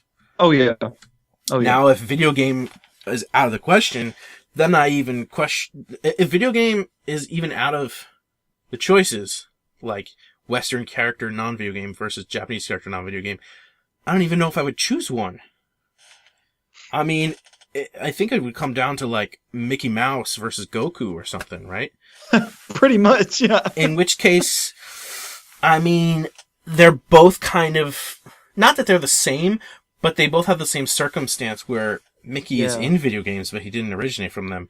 And Goku is in video games, but he didn't originate from them. And they're both icons of their animation styles. Mickey is the king of cartoons in the West, and then Goku is the king of anime in the East. They're both super iconic in their own ways and in their own segments of the world. I think worldwide, but well, let me give you a little that is true. I didn't think about Ash.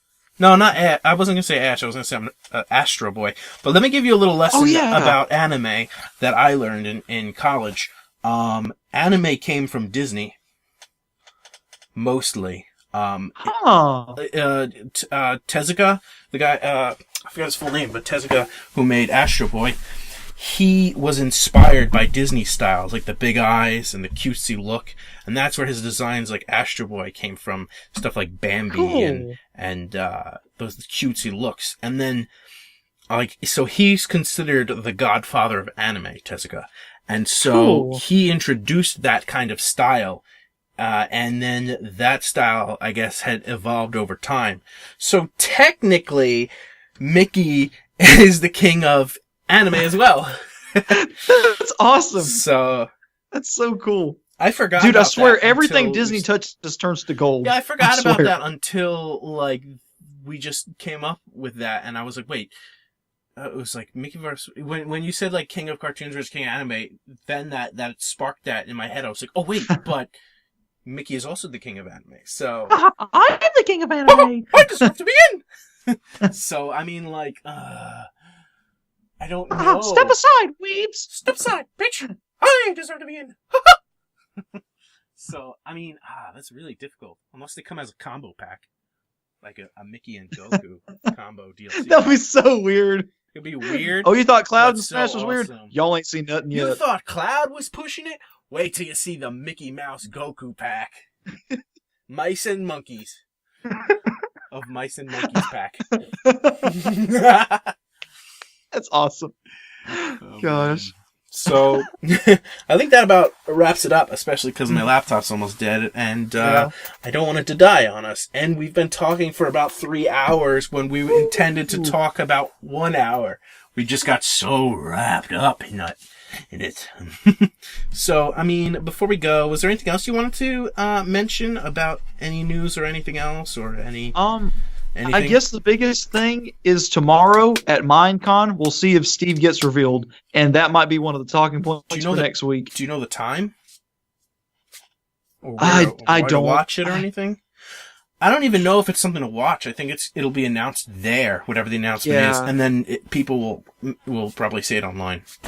Yeah, and if Nintendo will probably release something. Yeah, if it has to do something with video games, whether it's Minecraft, Smash, or whatnot, it'll probably be a trailer online shortly after. Yeah. So, there's that. And, that's pretty much it. It'll be in the description, but in case people don't want to read, Alpha, where can they find you? You can find me here on YouTube on my channel and my Twitter accounts. They're both Alpha Stoutland. Twitter does not have a space, but YouTube does. I also am on Discord if you can figure out how to add me on there. Just look up Alpha Stoutland there too. But that's the 3 main places I'm at on social media. So cool. And Alpha, I notice your Twitter is private, so in order to follow you, they have to request to be followed. Yes, I'm. How do you change that? I don't know. Just in the settings. Okay. If you want to change figure it, something I can out. Try to help you figure it out. There's probably something in the settings, privacy settings. If you do plan on changing that, then people listening who want to follow you do not have to worry about that in the long run, because you will change it and then they won't have to ask for your permission. However, if they do have to ask you for your permission, I'm sure you'll just accept them anyway. So regardless, if I've you been want to doing that, follow Alpha, just click that follow button. Mhm. For me, am I Drew Maru Comics or Drew Maru _comics? I don't know. I'm one of those things on Twitter. I am. Hold on, I actually have Twitter open right now. Yeah, I'm Drew Maru _comics. Again, it'll be in the description. Some places I am Drew Maru online. Some places I am Diamond Death online. I forgot. I forgot myself which is which. Where you can find me.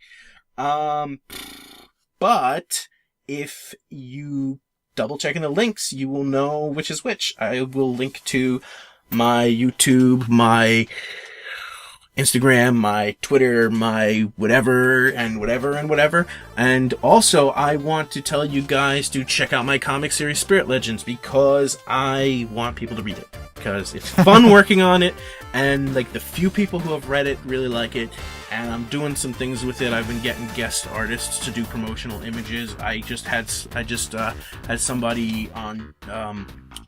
I spoke to them through Twitter. I just had somebody do a promotional image, and it came out looking amazing. And they're just doing a couple of tweaks before they send that finished piece over. And I can't wait to show you guys and announce who that is because it does look cool. And that would be maybe like the 5th promotional image I had gotten another artist to do.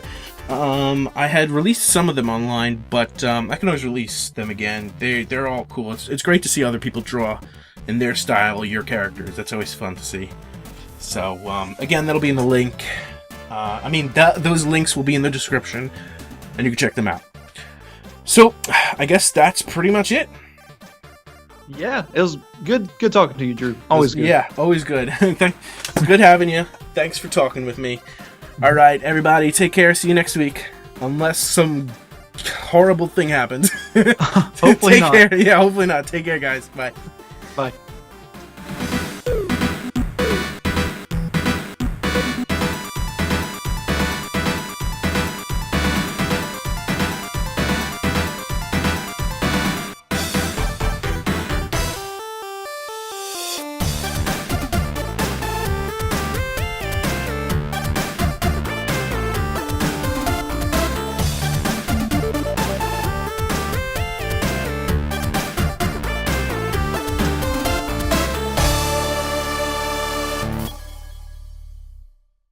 Wow. Wow. Again with the memes. Yeah. Wow.